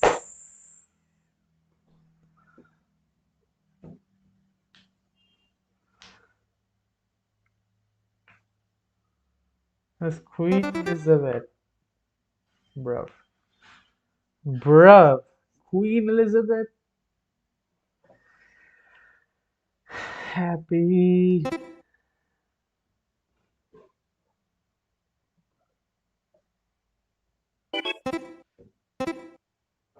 Because I'm happy, clap along if you feel that happiness is the truth. Because I'm happy. Because I'm happy, clap along if you feel that happiness is the truth. Because I'm happy, clap along if you feel that happiness is the truth. Because I'm happy, clap along if you feel that happiness is the truth. Because I'm happy, clap along if you feel that happiness is the truth.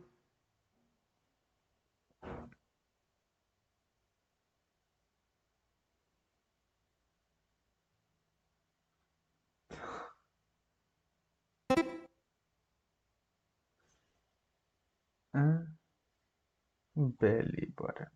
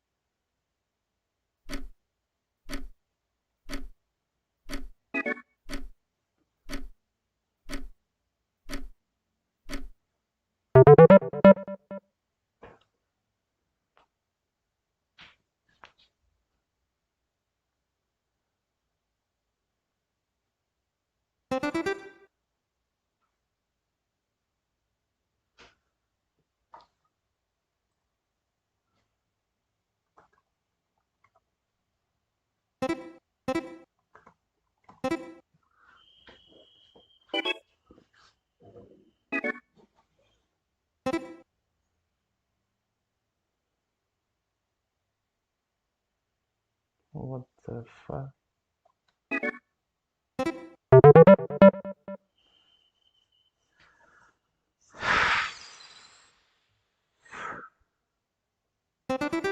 Literally got 100 points more than me. What the fuck? I was writing that. Hey,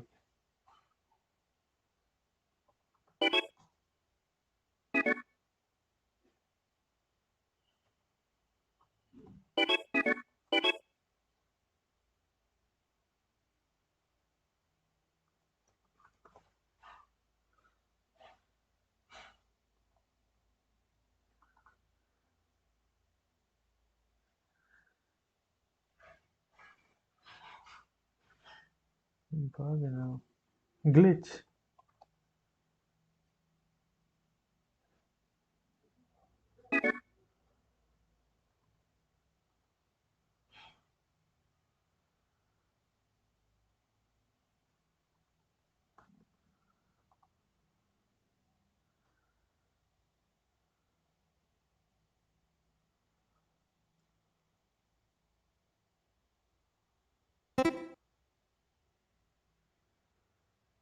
Bag of.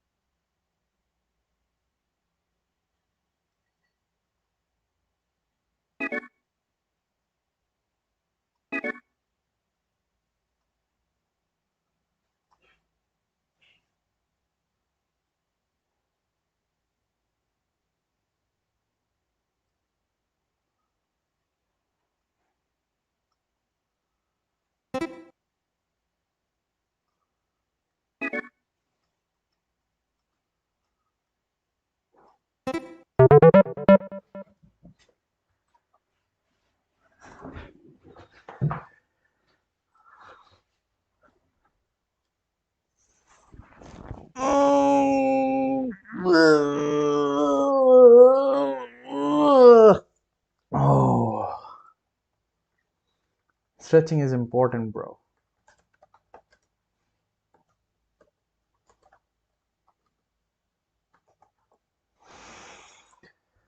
Ooh, that was nice.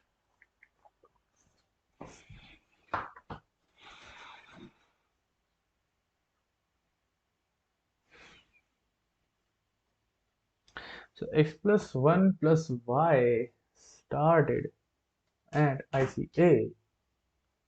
Before that, what we have is in fact a, a determinable amounts of amounts of MPs and executive council members.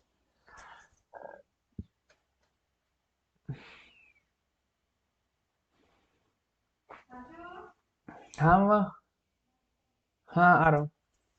So basically, it's breakfast time now. Session 7 will resume.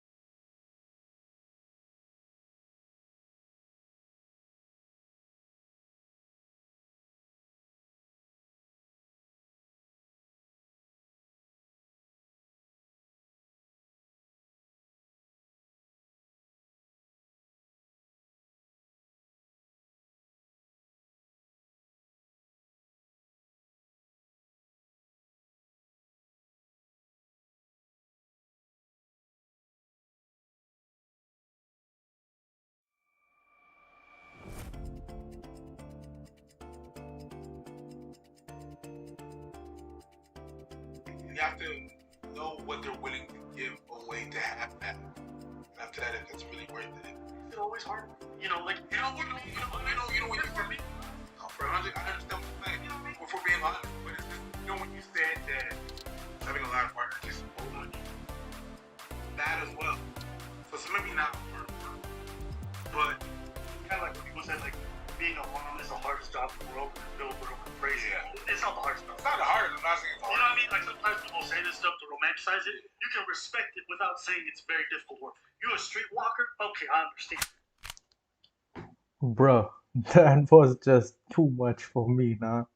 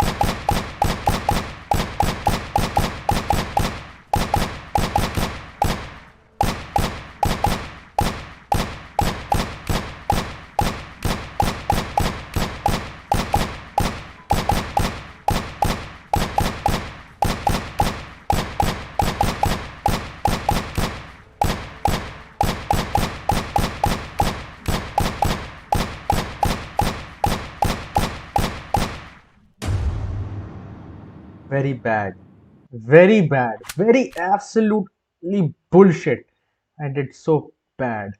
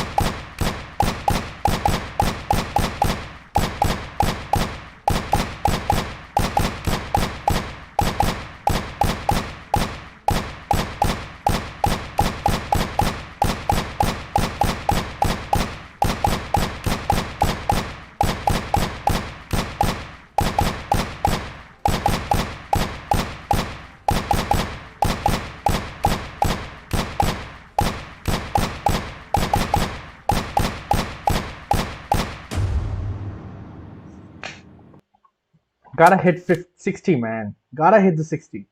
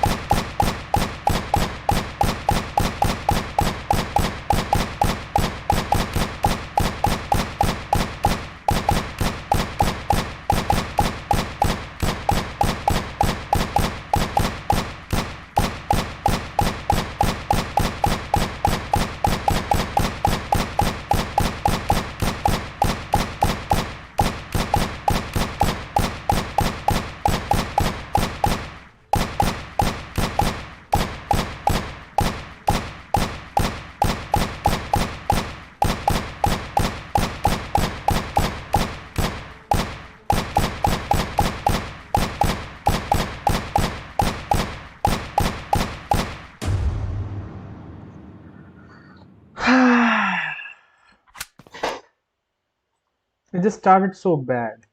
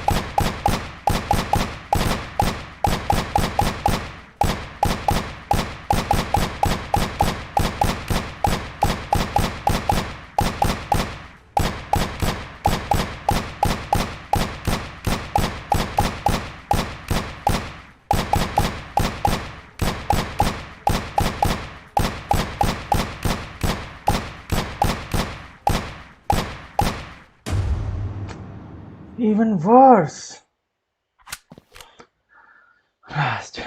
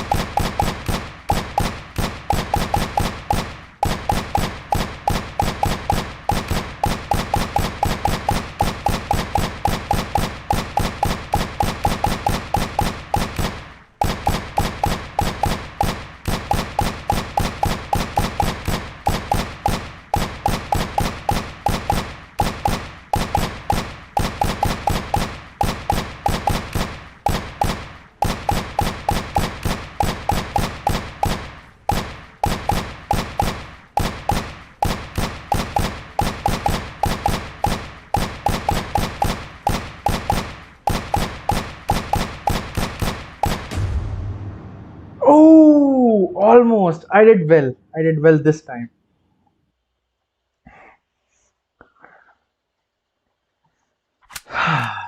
That was nice.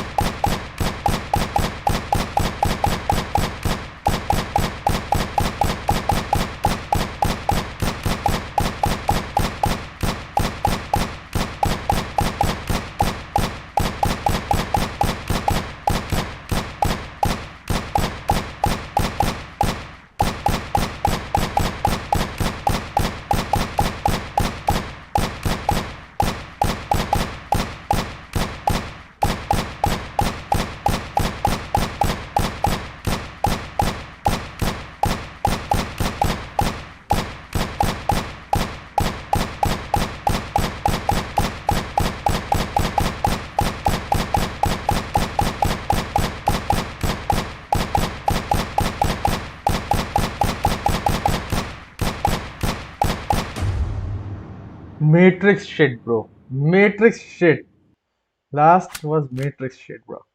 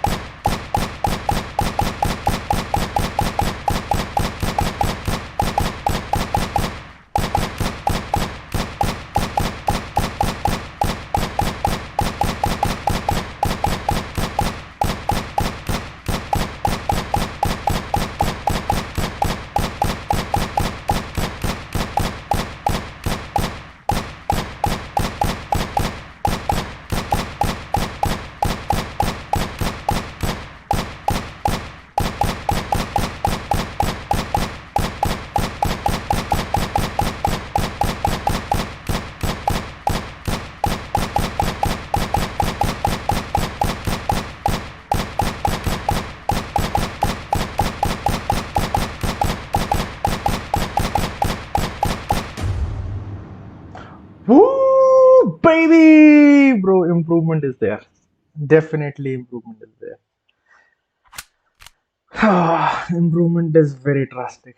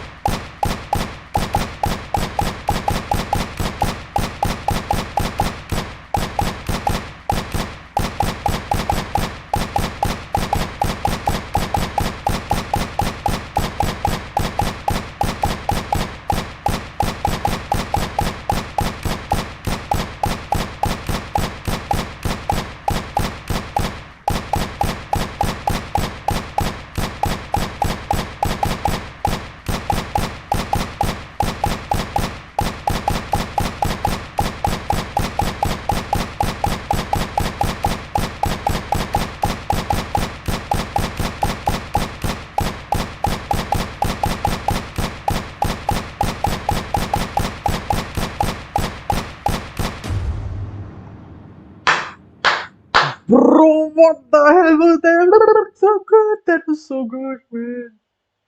Last. I was just so happy. This is no pressure. All I had to do was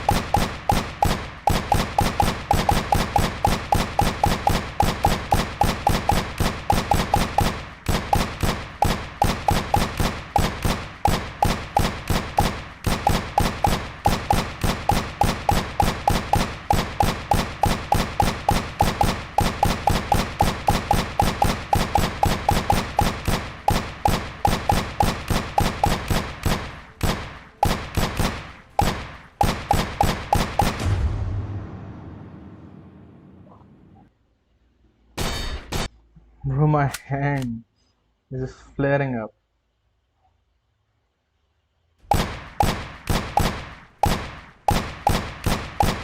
Oh my god. Hmm.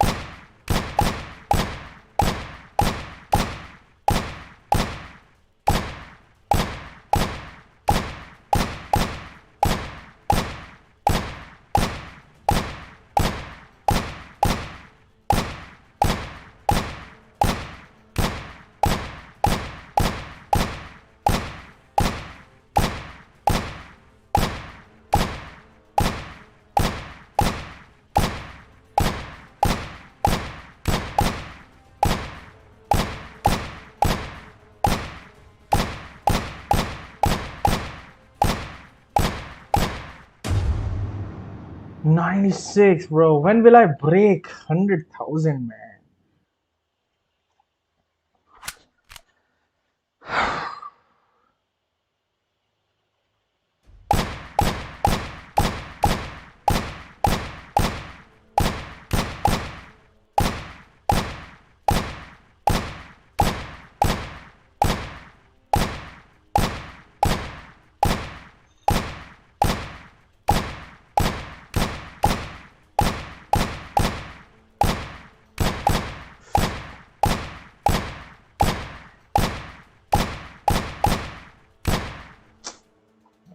Undershooting, bro. What the hell?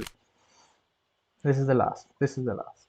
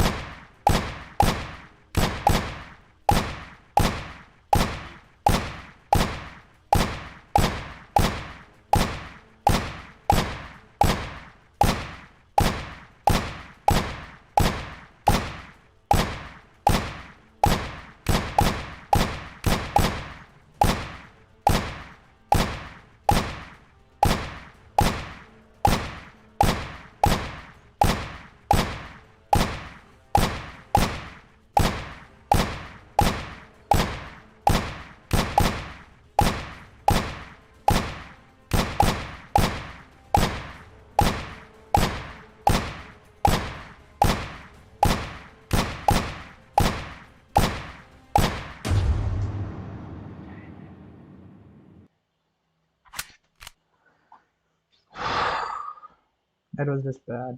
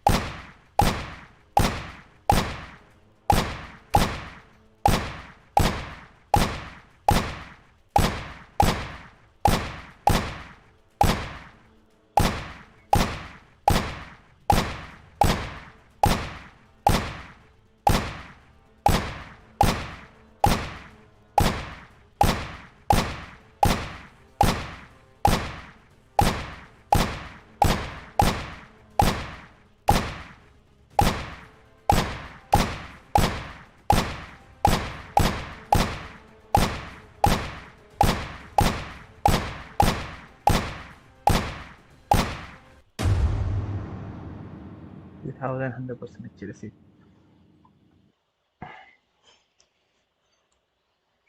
Half an hour still remaining.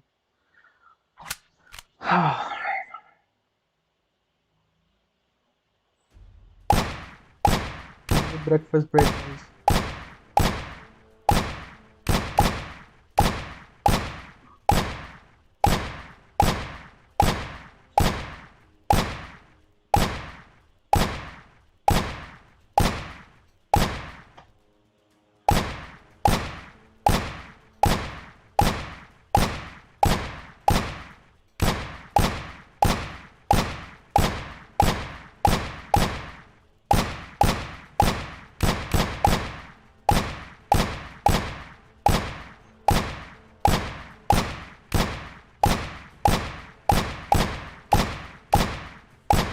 Time to go fast.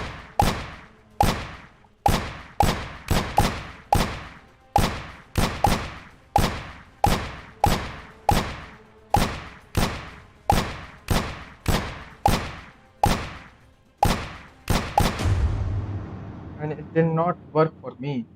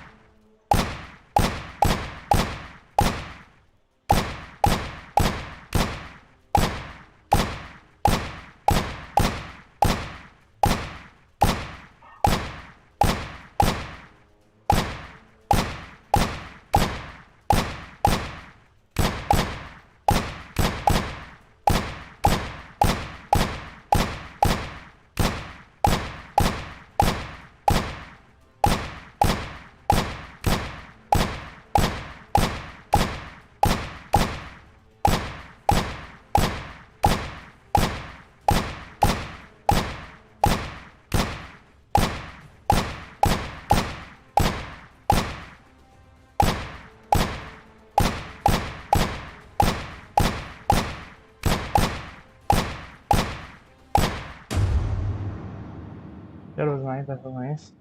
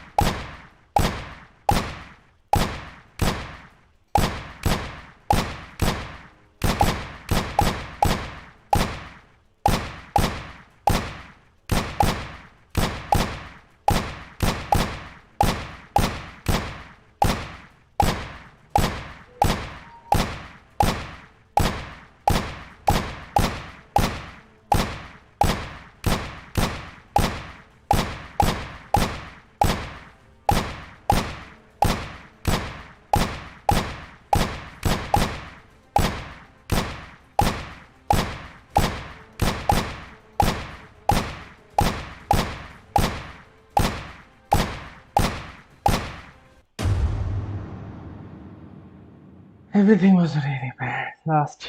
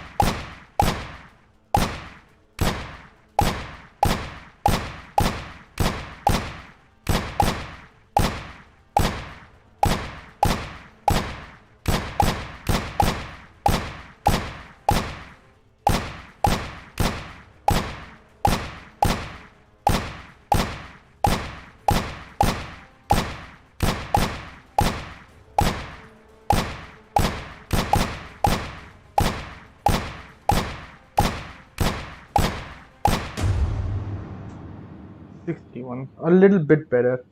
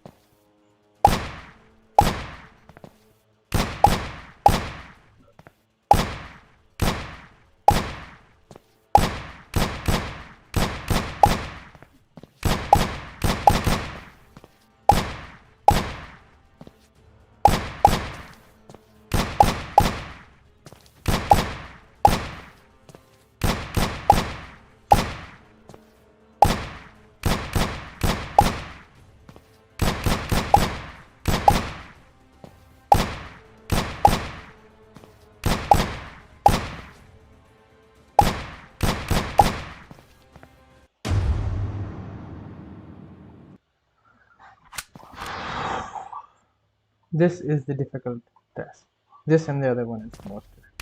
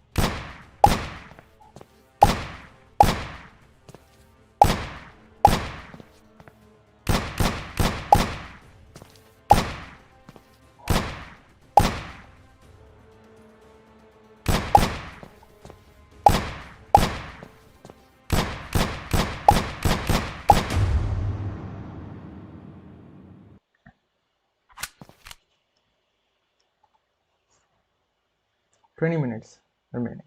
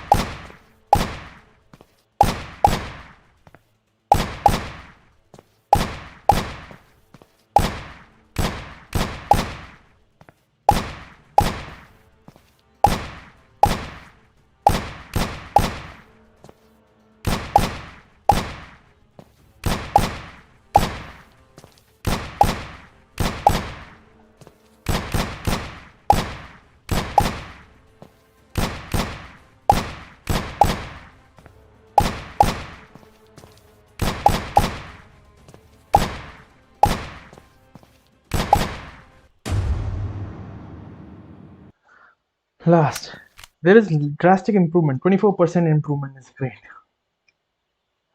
because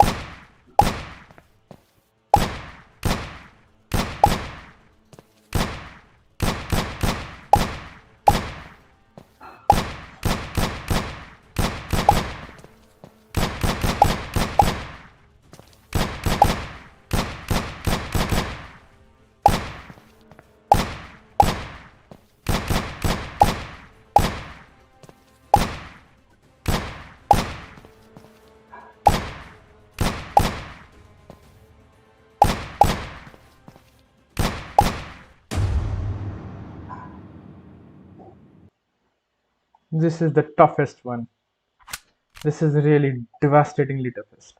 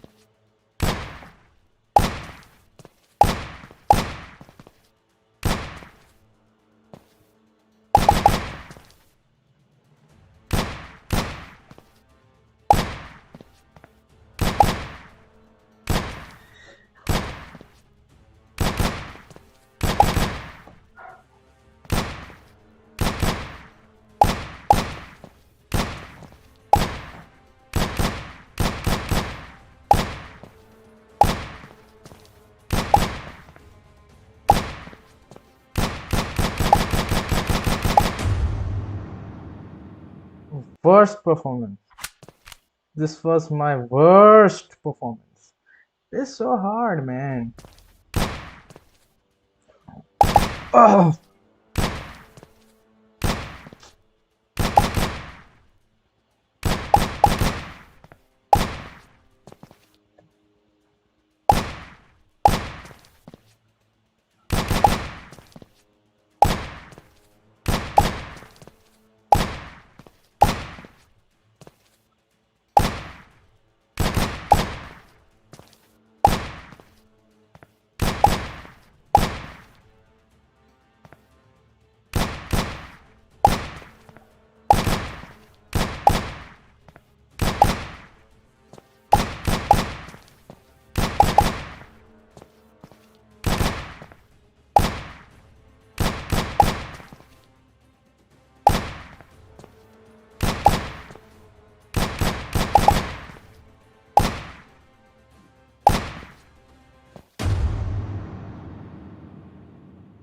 I understand what they are trying to teach.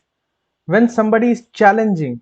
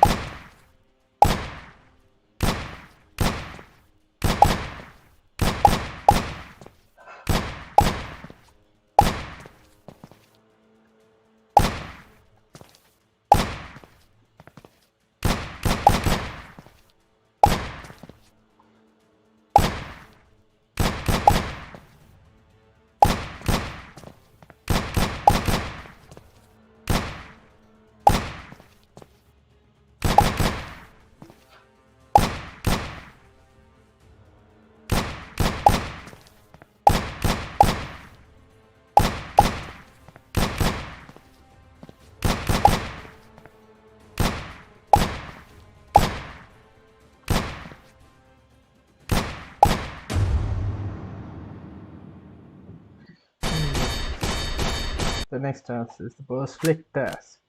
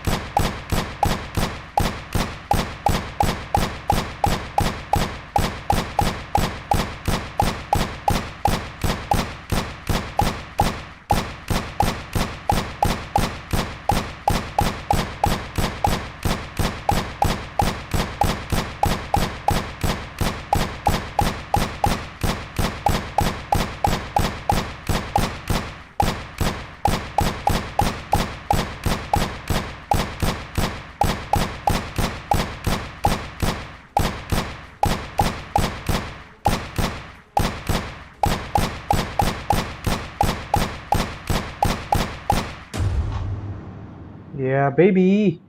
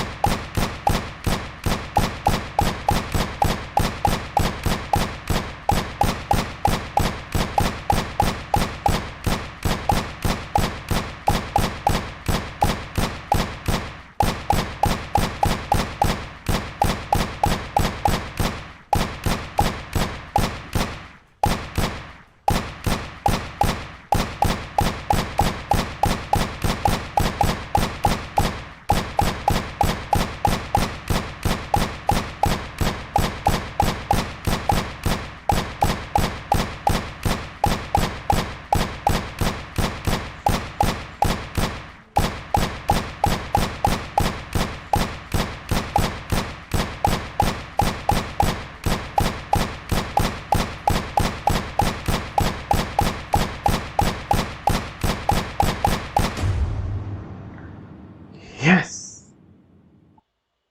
Fourth, I guess. This is the fourth trial.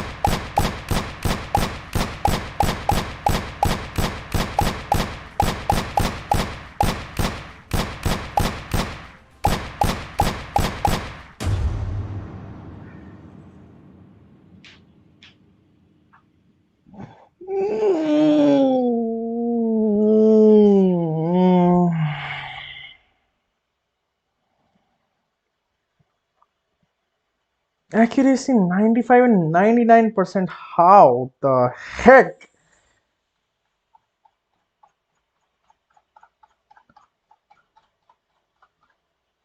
आखिरी guys 69. 54. I can reach maybe the leaderboard. Maybe.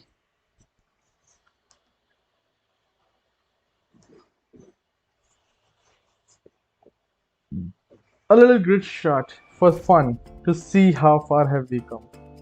Today also a high.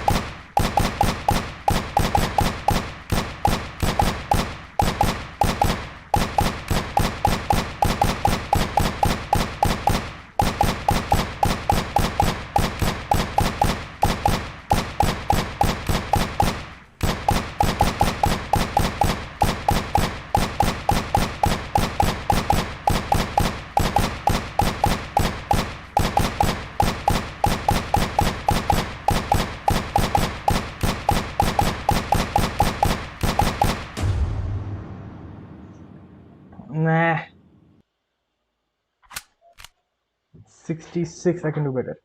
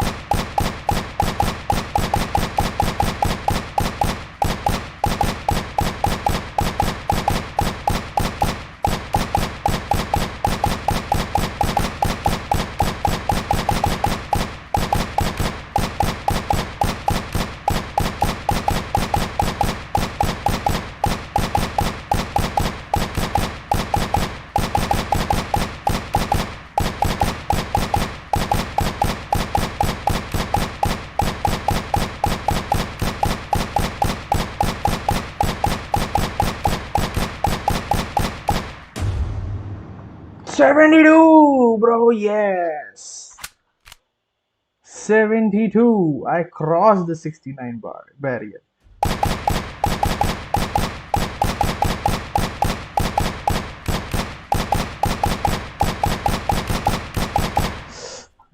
My hand got stuck really hard. Okay, so this is the last.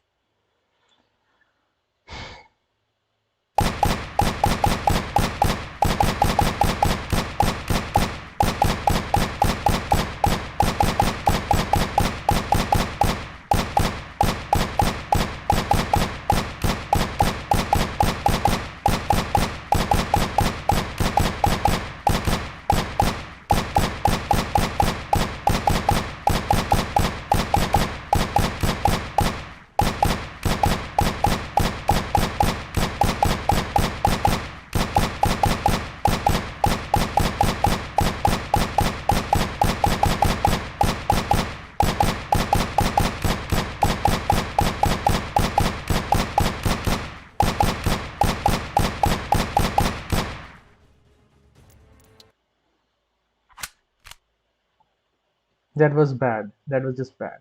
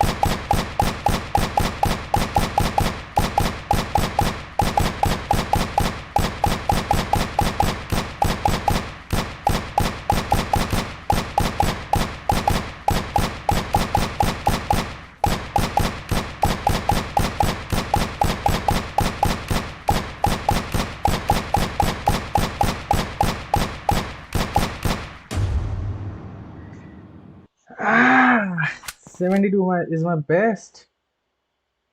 Damn.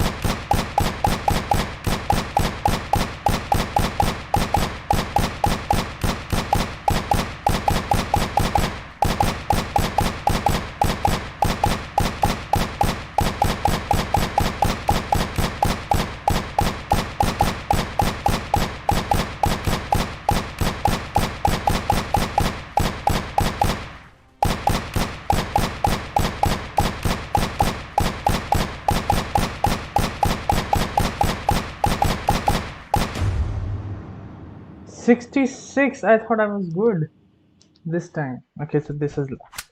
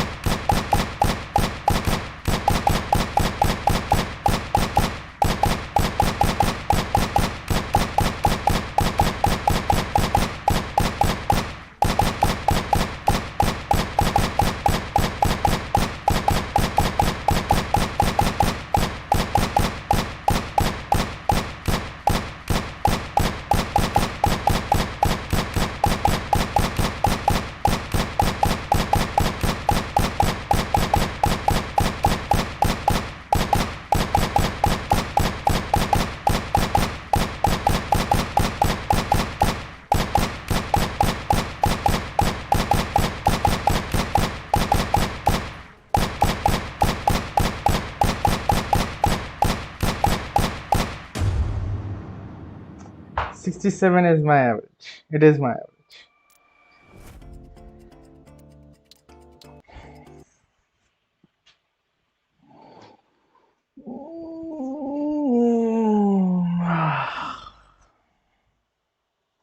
That was really fun though.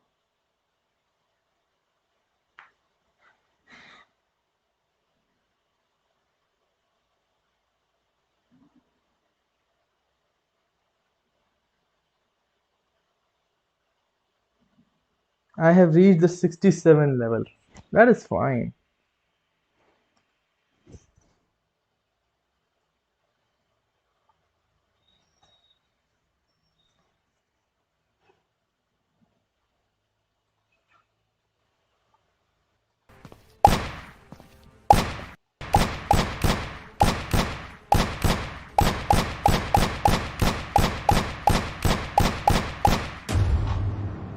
Yeah, baby. Today also.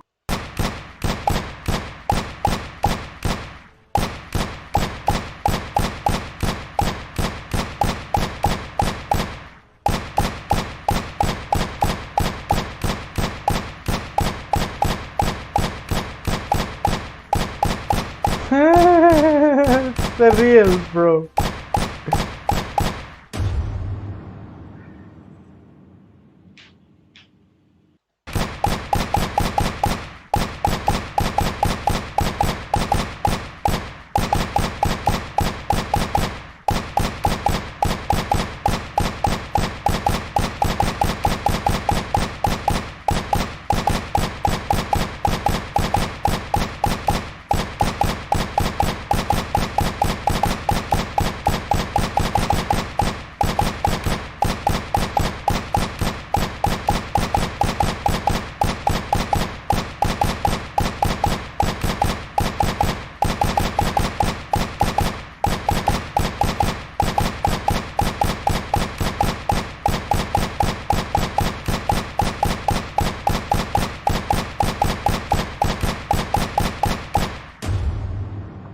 $72, bro. Yes.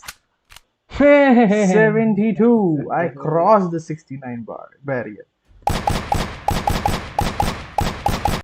72. I crossed the 60. Very. It's funny. It's funny. Yay. All right. We are back. Session 8. Bros. Session 8.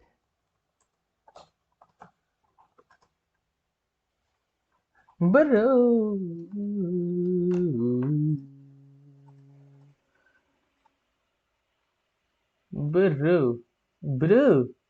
Bro, best battery life. Let's go with best battery life. Best battery life. Oh, you cannot see me. You cannot see me, bro.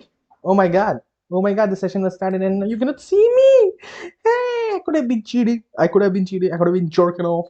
And you would be thinking, oh, he's studying. Oh, he's studying. The passion of studying is so hard. That is hard, bro. What the hell? I will not allow that to happen, bro. Yo, I am 1, 2, 3, 1, 2, 3, 1, 2, 3, 1, 2, 3. Mic testing. Yeah, baby. Let's go. Let us go. Let us put this charger in its asshole. And we are there. Now, can you see me? Can you see me? I'm not Joe Cena. Non-John Cena. Alright, you all can see me. I cannot see you all at all. Bros, this is it. Let me switch on my fan.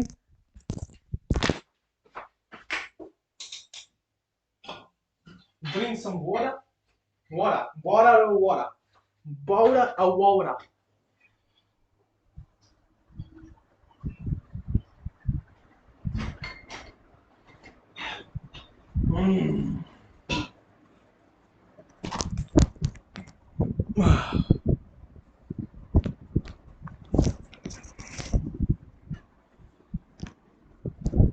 Bro, these earphones are on their limit.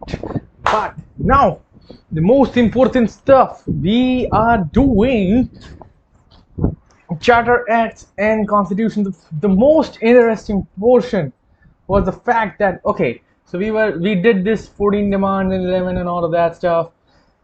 What we basically learned was that even though the exchange rate might seem as if it was for the bourgeoisie, it was for both, and majorly it was for the Indian consumer, and how exchange rate can be used or weaponized for colonialism and gain of wealth. Now we are talking about the Charter Acts. The Charter Acts, bro. Charter Acts plus other laws. Other laws in the sense of the constitutional and the political laws, which were really about who would have what power. So the Charter Acts, basically it was ICA onwards. The Indian Legislative Council looked like this.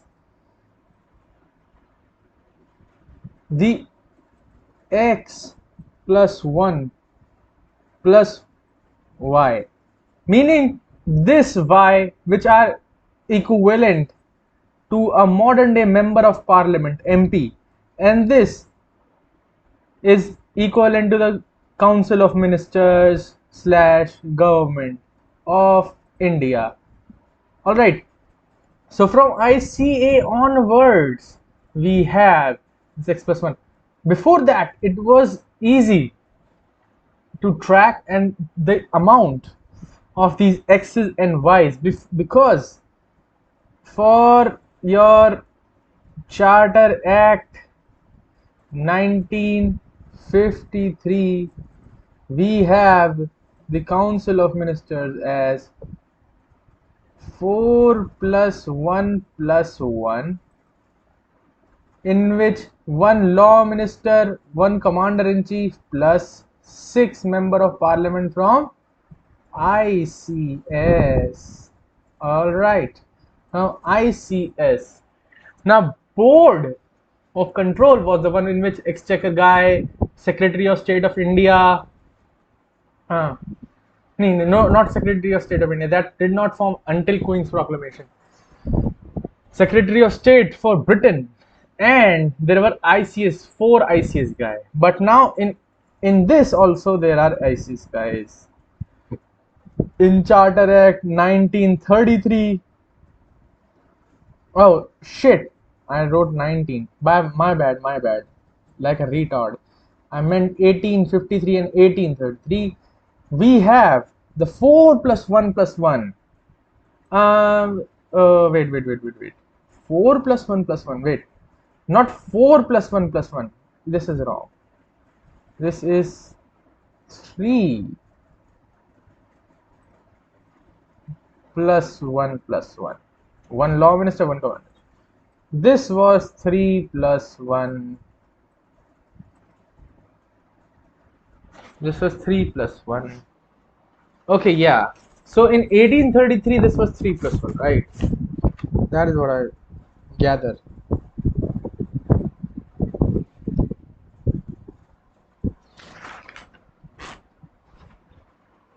Yes. There was nothing like this. Only 3 plus 1, which was in fact a carryover from Pitt's India Act 1784. Till 1784 to 1833, there was no touching. In fact, Charter Act 1853. What the fuck? Why am I always saying 1919? Kul galat. 1853. Charter Act 1853, Charter Act 1833, which actually carried the legacy of Pitt's India Act 1784, which actually divided it into 3 plus 1. And before that, we have our Regulating Act 1773, which had the infamous 4 plus 1, where the veto power did not work. Nice. After this X plus 1, this Y was. Now there is one thing called official.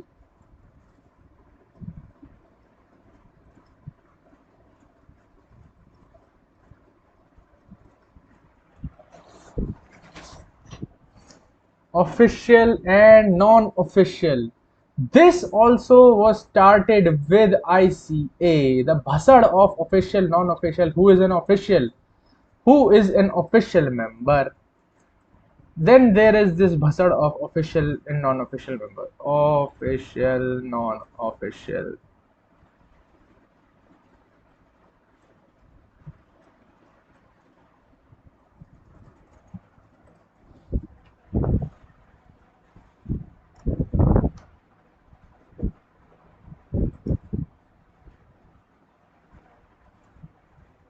Official members in GG in Council in British India.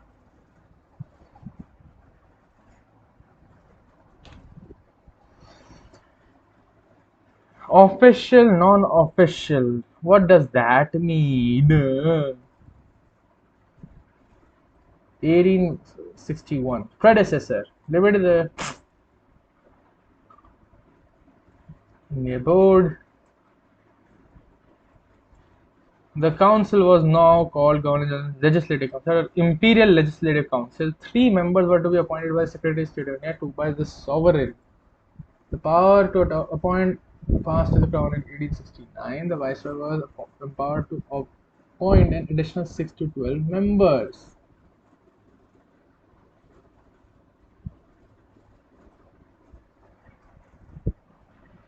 Okay. 5 individuals appointed by the Indian Secretary or Sovereign headed the executive departments, while those appointed by the Governor General debated. So, let's go to history. Get it? Go to history. And the last thing that we did And the last thing he did with respect to, let's say, let's go with 1920 general elections, and you will see officials. All right, officials. These, some are holding some, what do they say, office, and some have not been designated any office, but they all are official members. Then there are nominated from provinces. That breath just completely helped me out. There were 45 Indians nominated as additional non-official members.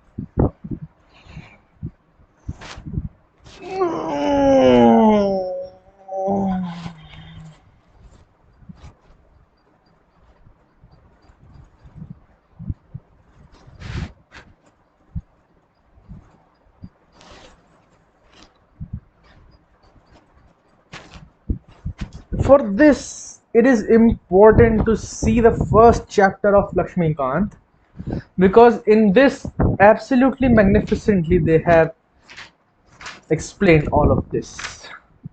All right, this was explained really well. Non-official members recommended.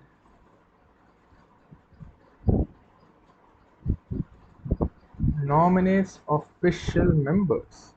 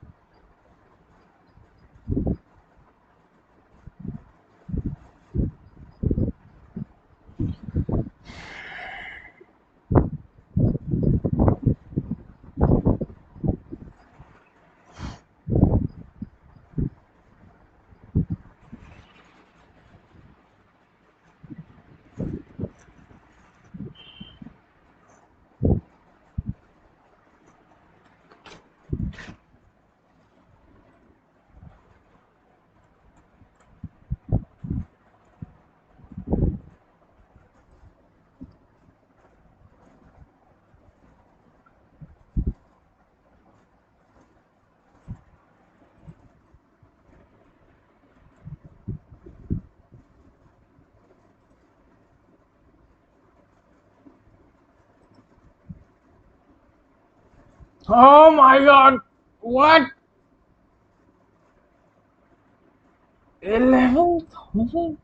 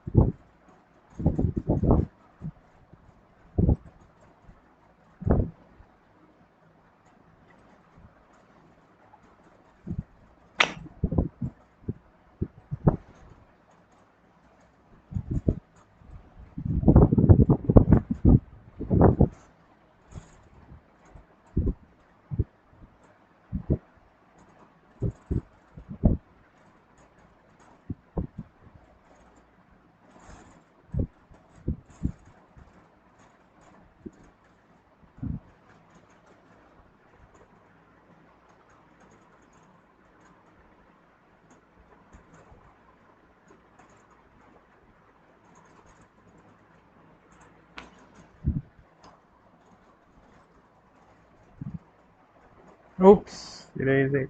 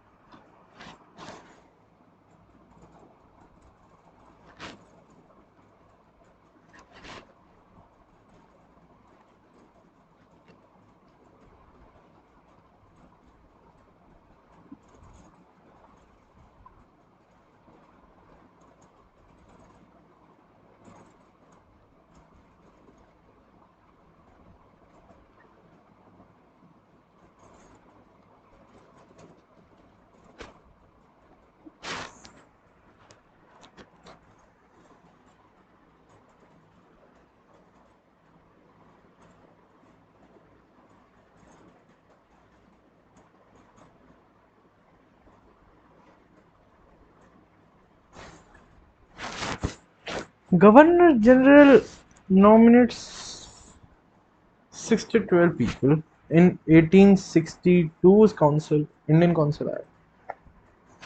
Correct. There is no problem with that. But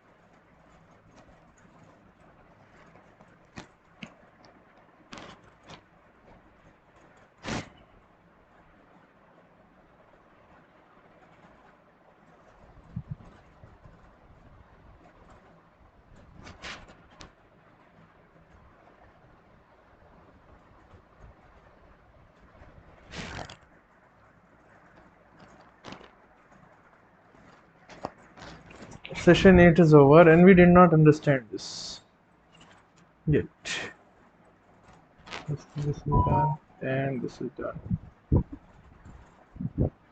9, 10, 11, 12. By 12, 15 you will be able to do 8, that is 4 hours.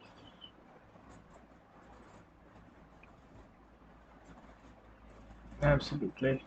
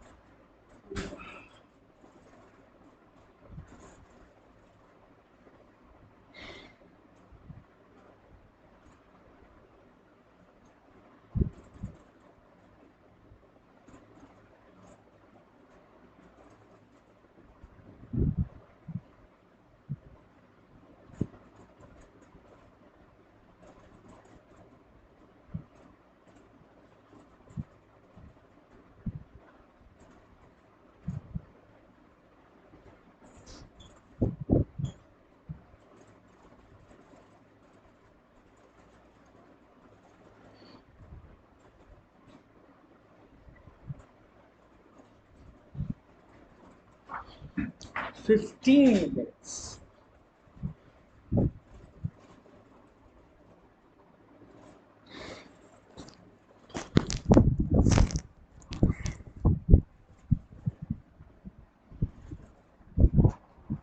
Session 9 is underway.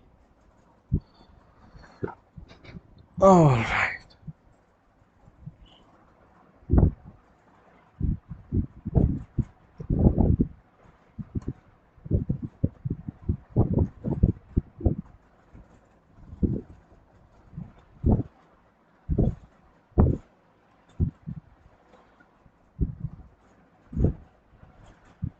So we were like,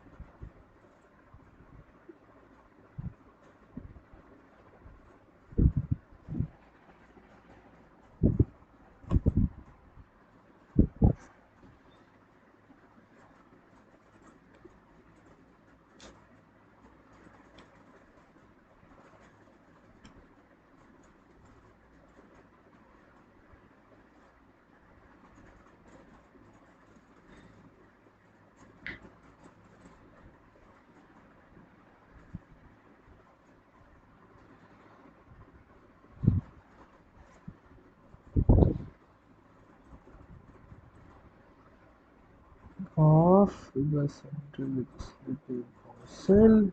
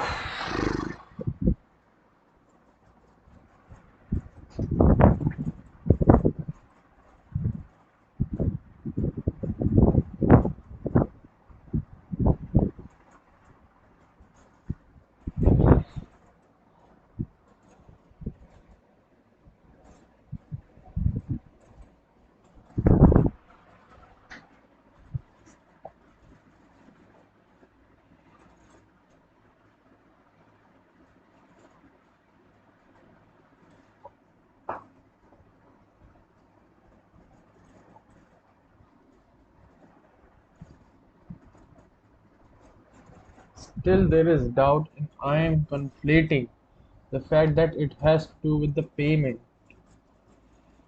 Official. They were total nominated by the government of India.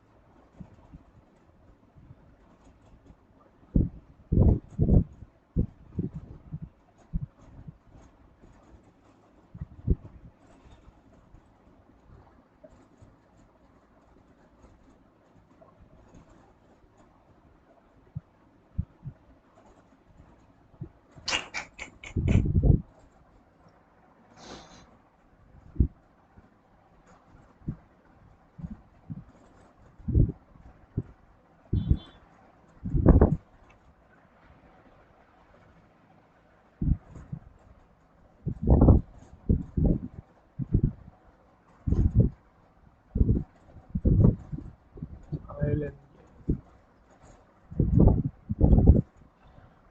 Usorando, usorando, usorando, usorando. Word that up.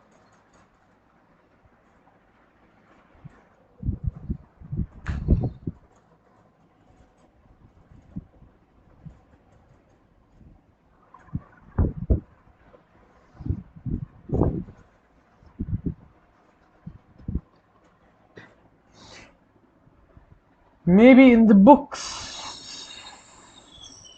it is written.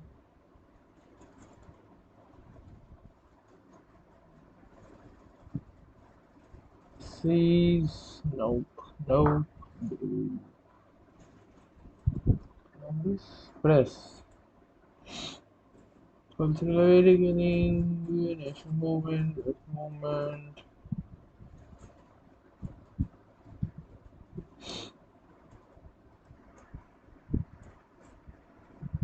19th is 1861.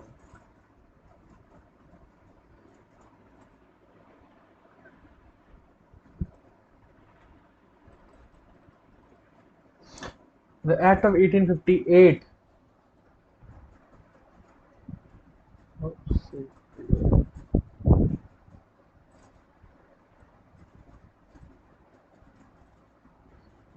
Exclusively introduced changes in the come on.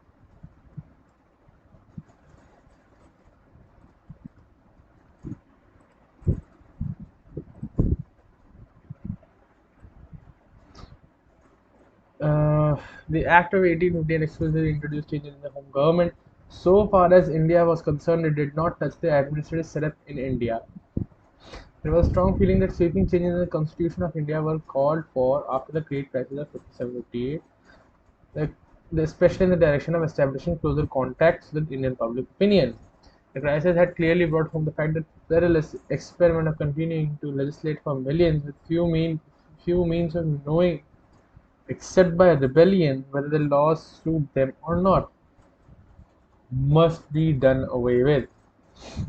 Sir Bartley Frere, Governor of Bombay, summed up this point of view aptly by pointing out, unless you have some barometer or safety valve in the shape of a deliberative council, I believe you will always be liable to very unlooked for and dangerous explosions.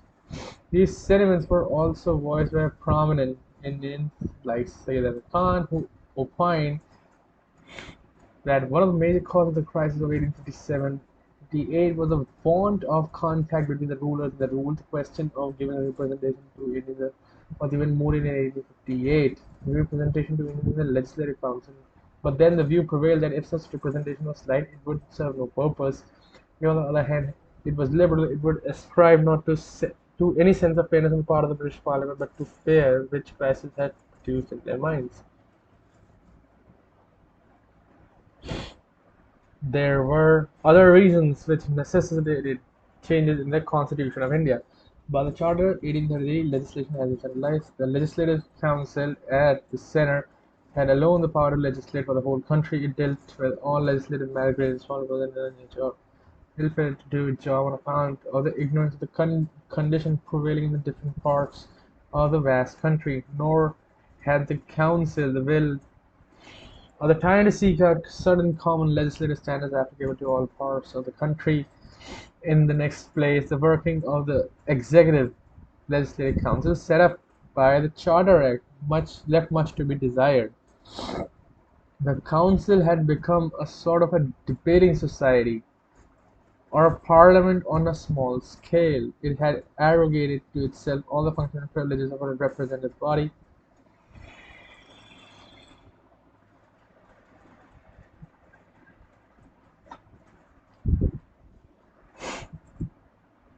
It adopted all the formalities of parliamentary procedure in the making of law that were trying to act as an independent legislature, sometimes stopped supplies and did not work entirely according to the wishes of the home government. It embarrassed the Indian government by calling for information on a variety of subjects, including seeking how the authorities decided to be correct after an exchange of views between the home and the government. In first place, the act added to the Viceroy's Executive Council a fifth member, who was to be a gentleman of legal profession, a jurist rather than a technical lawyer. Secondly, the Act empowered it to make rules for more convenient transactions. This power was allowed to introduce portfolio system. Lord Canning to introduce the portfolio system in the Government of India. Up to the time, the theory was the Government of India was a government by the entire body of the Executive Council, so all business and all official papers had to be brought to the notice of the members of the council. This system was very cumbrous and inconvenient. Canning now divided the department of government between different members. They thus laid the foundation of the cabinet government in each part of the administration, having its official head and spokesman in the government who was responsible for its administration and its defense. Under the new system, the routine matters of administration were disposed of by the members in charge. The more important matters were placed by the member concerned before the Governor-General decided in consultation. The only matters of general policy now came before the executive. Undoubtedly made for efficiency. Most successful in adaptation of means to end which political get to show.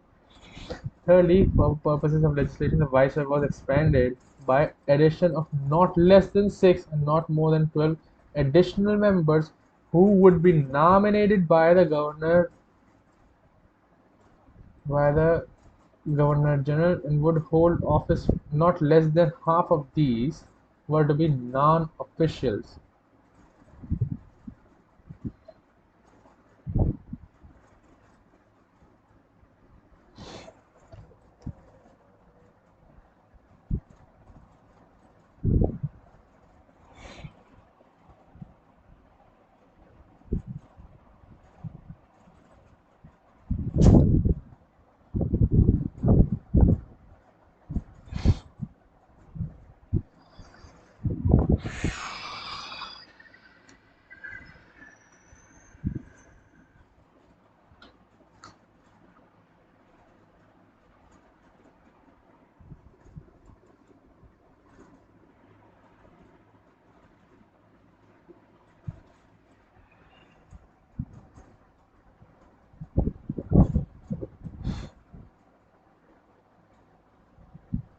There were 3 separate presidencies brought in councils to the legislative and administrative authority of the government.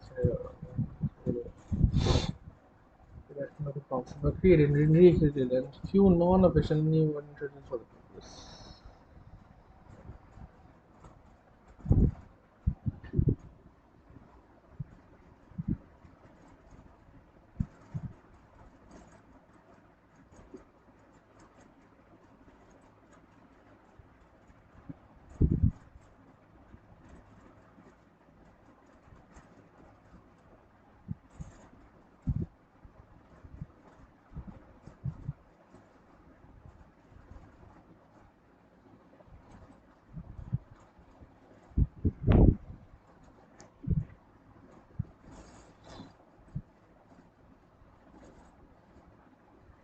Laws are natural environment ensure publicity and discussion are enforced according on whether it's a technology share.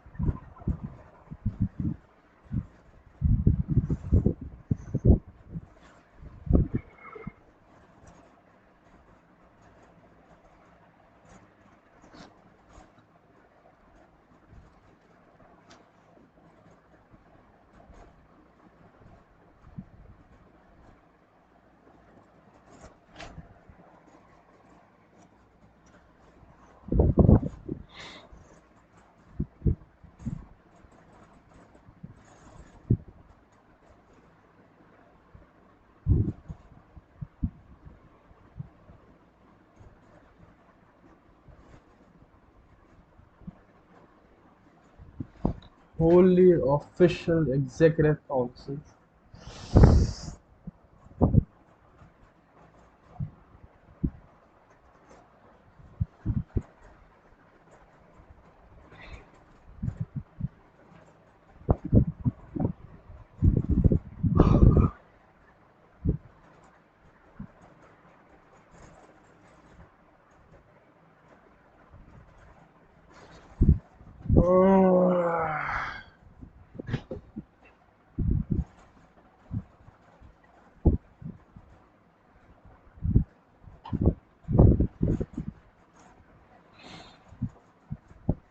Let's see.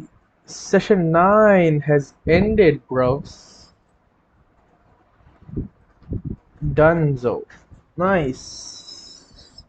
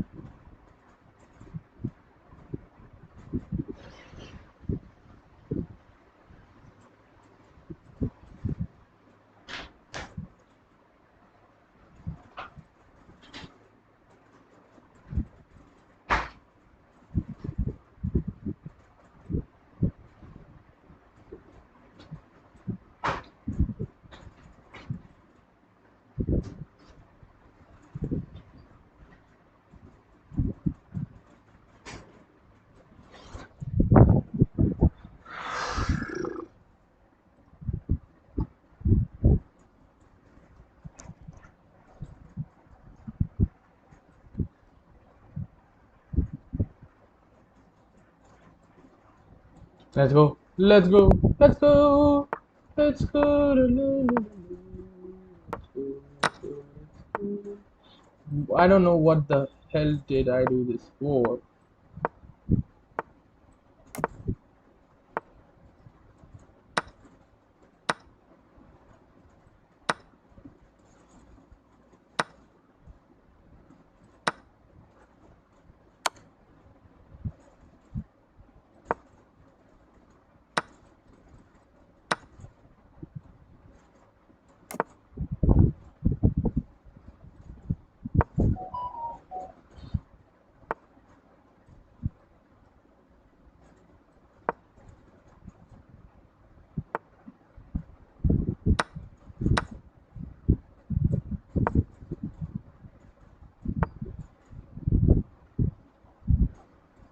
Okay.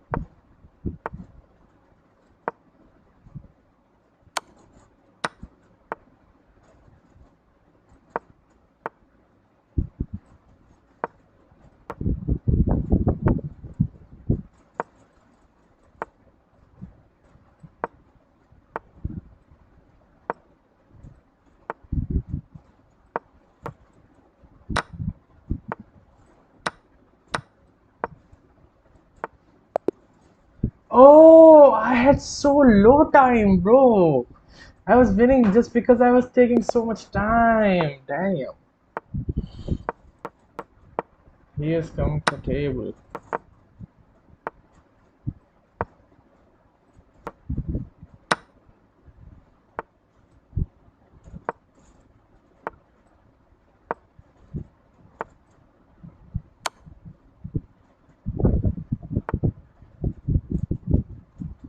Uh,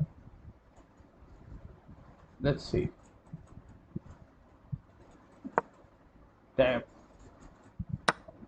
We got wrecked, bro.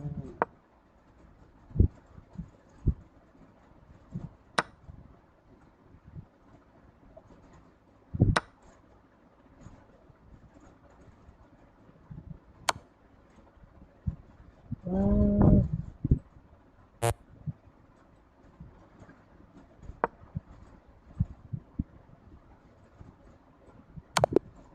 oh, damn.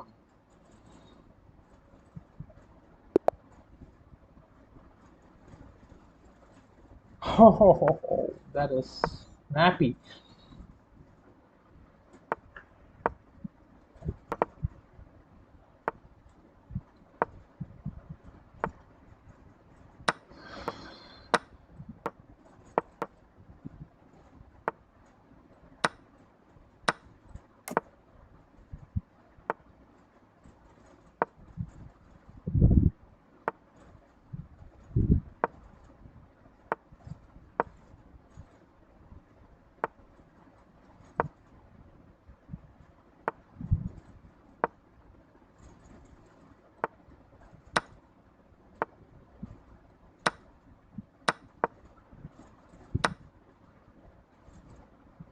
Uh, let's see.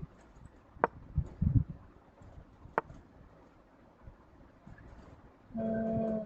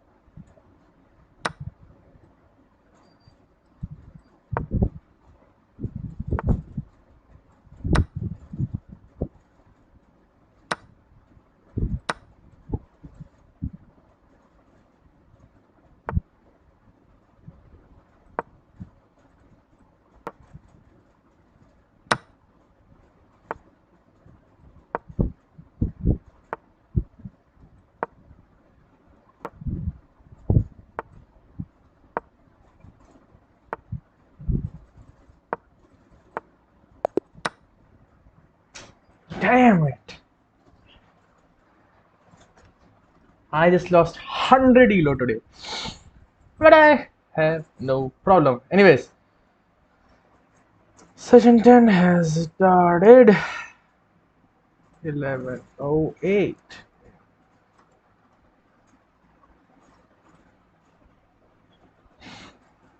Okay, alright. There's a very difficult situation in which I am right now. I cannot find an internet source which would tell me what exactly did an official member mean.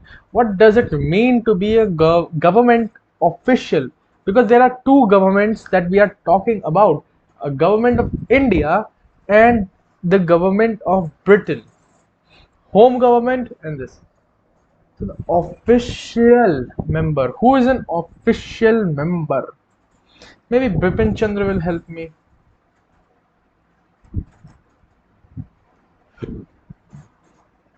Hmm.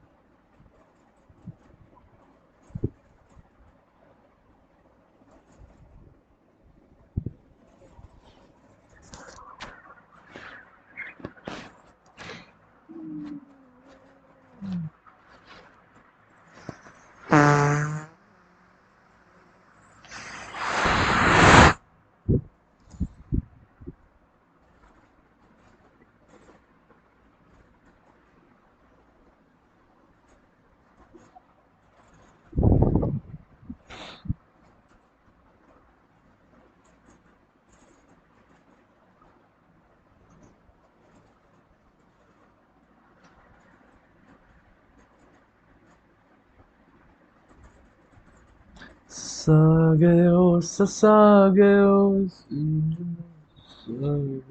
sasagayo, sasagayo.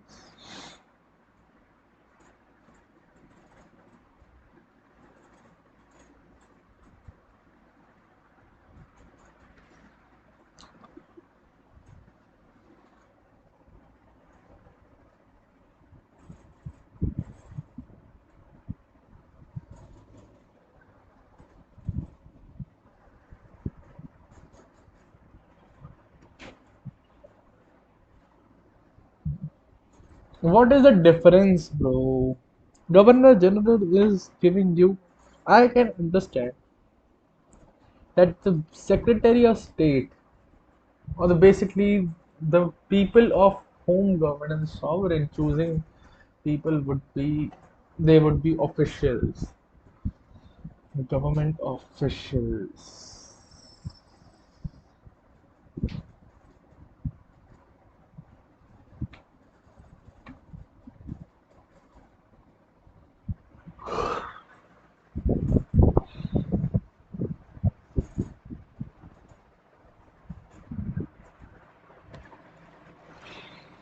Hmm. Uh,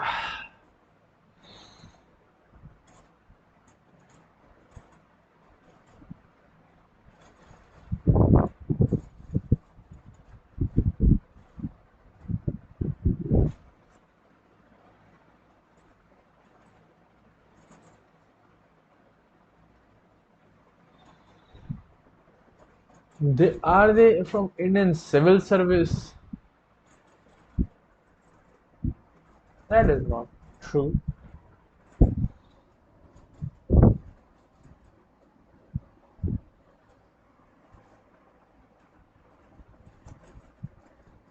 Only one result.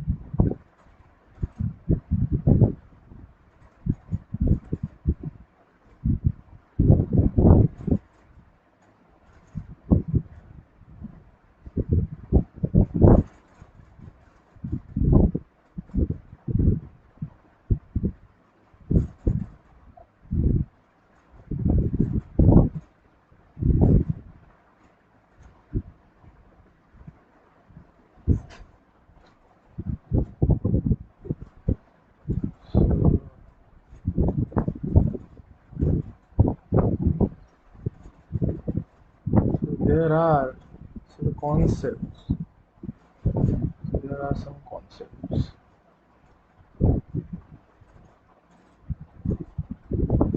Official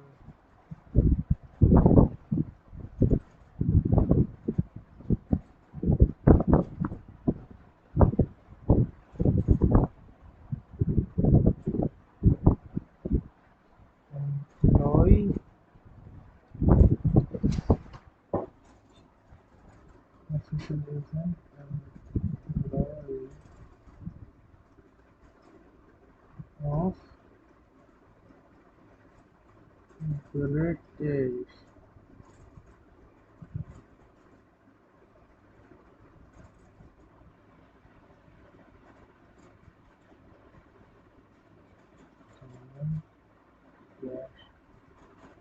com.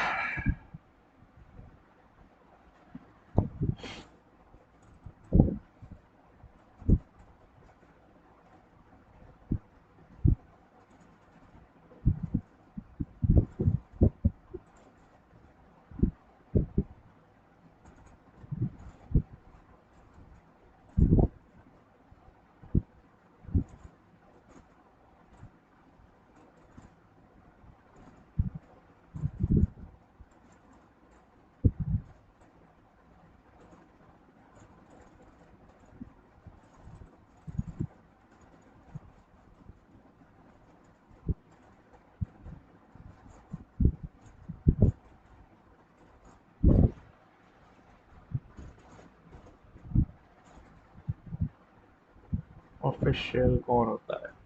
Province क्या है? Presidency क्या है? Commander in chief क्या है?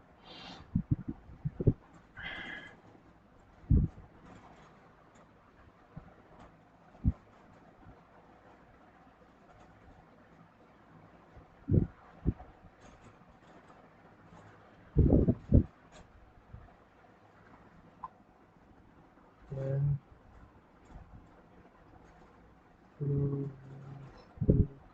council.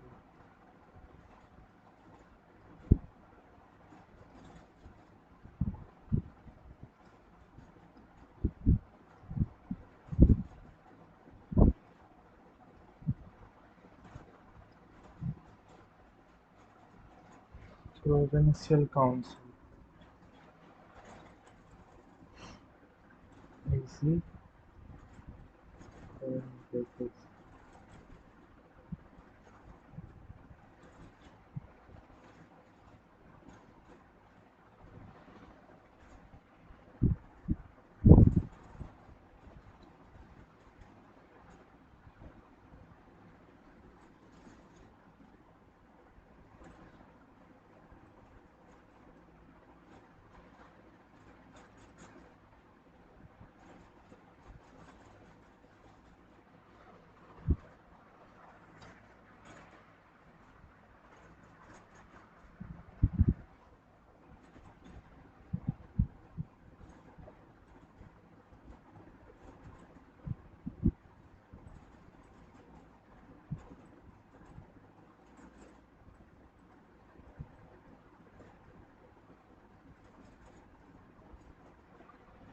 Special interests.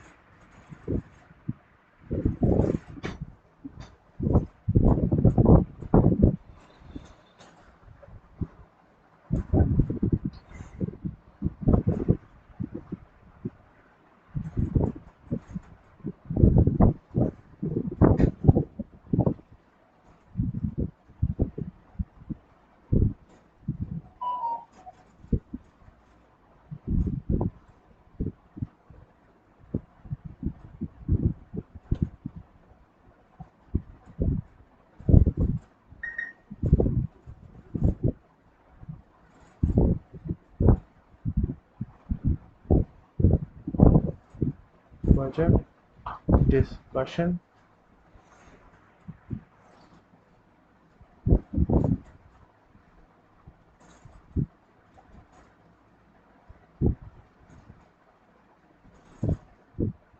Diarchy.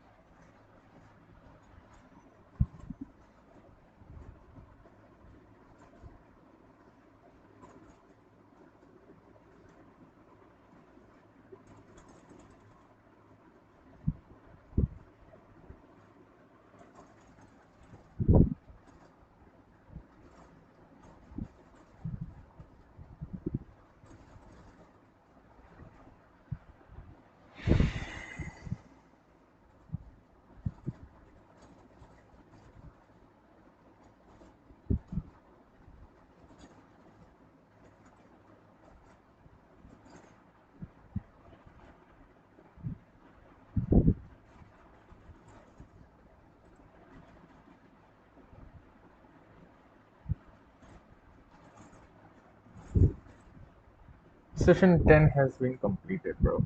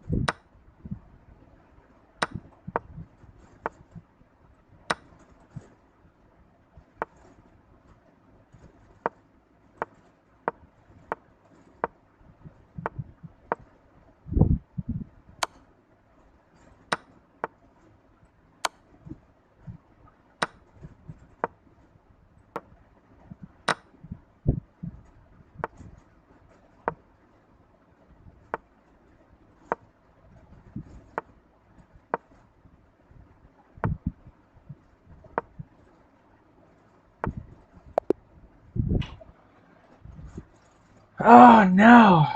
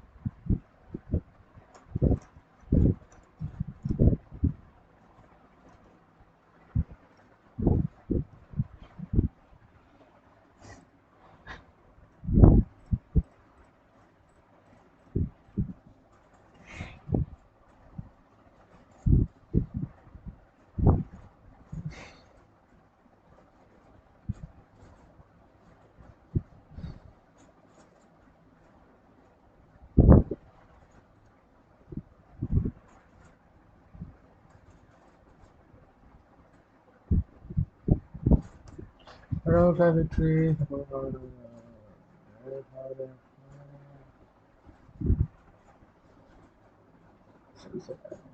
Motion on the next one, presidency.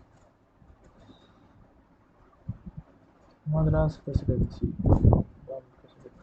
Oh, right. This is also the period expansion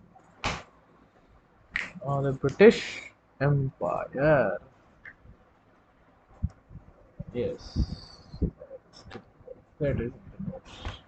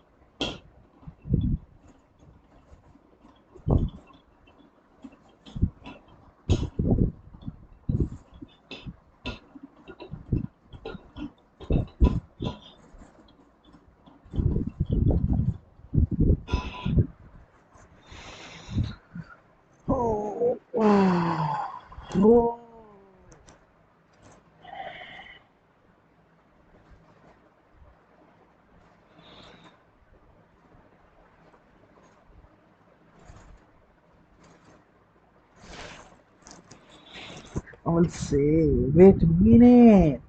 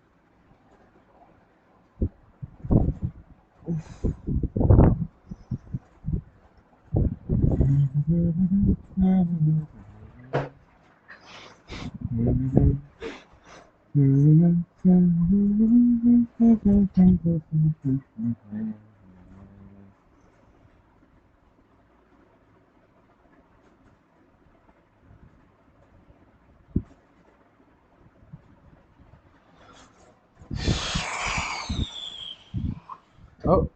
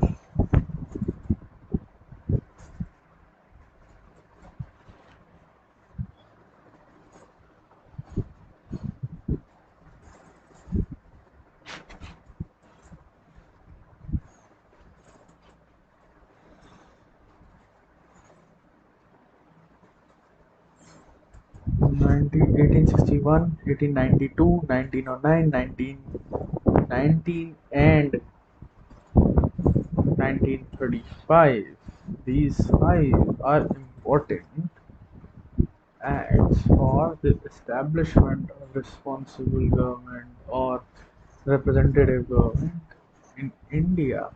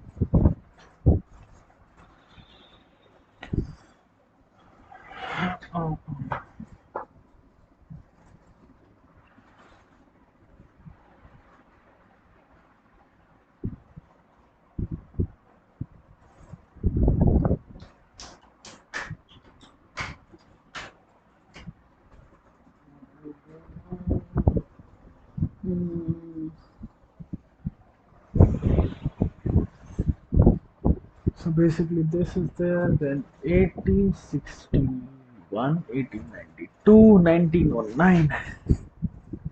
These are the most confusing ones. But you don't have to be confused.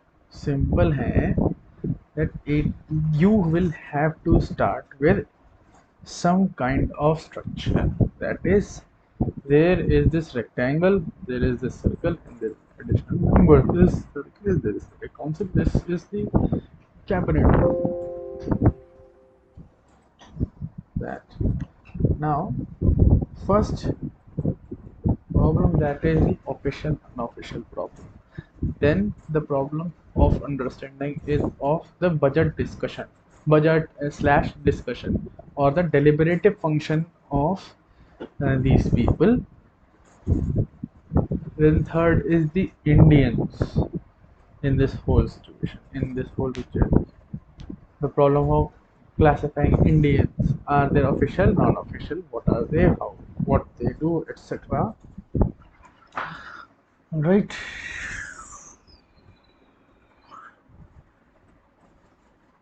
Then long acts like 1919 and 1935. The diarchy, bicameralism, franchise.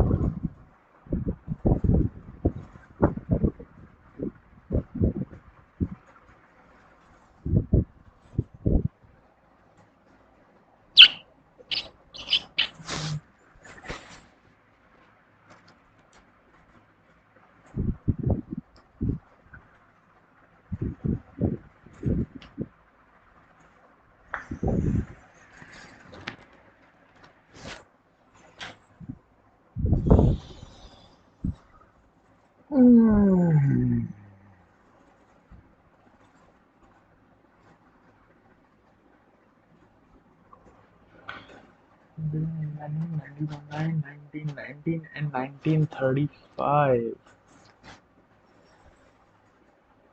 1861 में official unofficial में क्या हुआ? Question, right this out.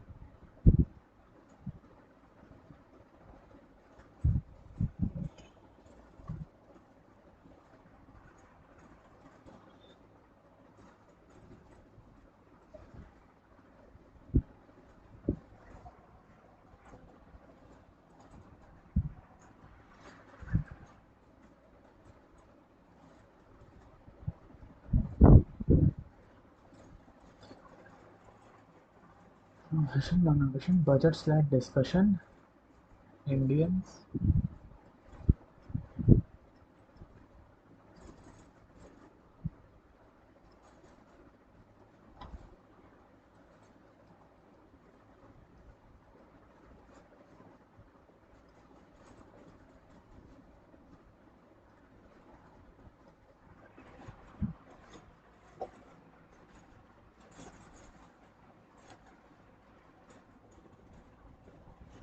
Features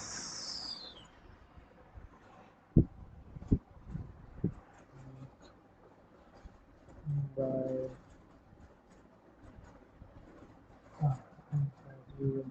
are they very different that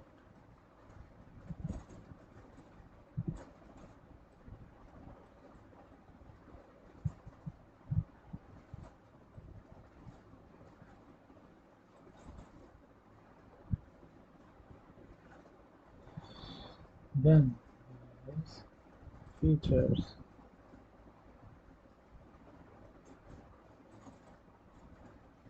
establishment of bodies,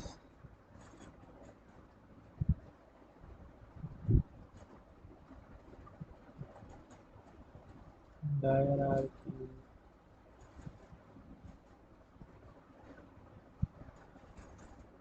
and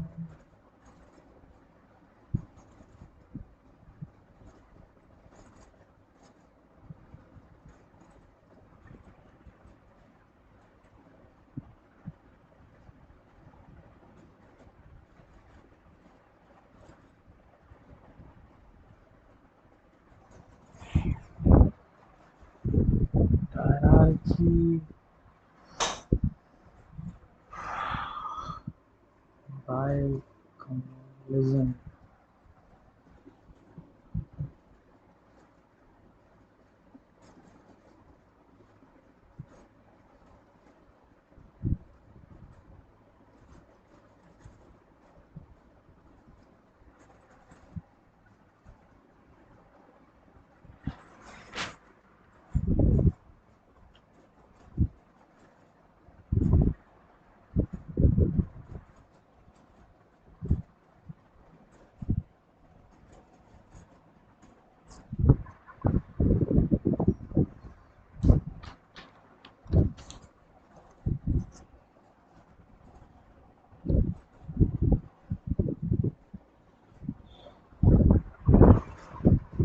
Commercial in one way, and only in center.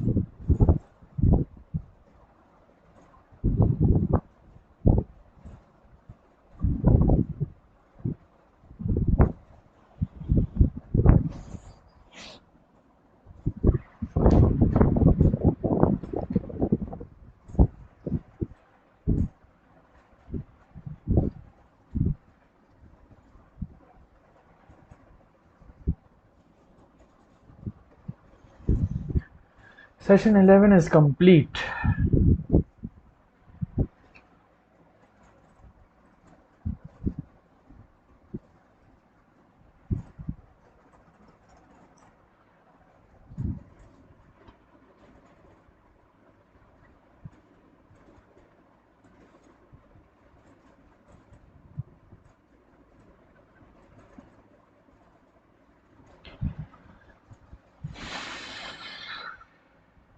Hey, hey.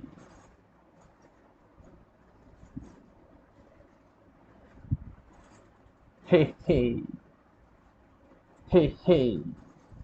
Hey, hey. Hey, hey.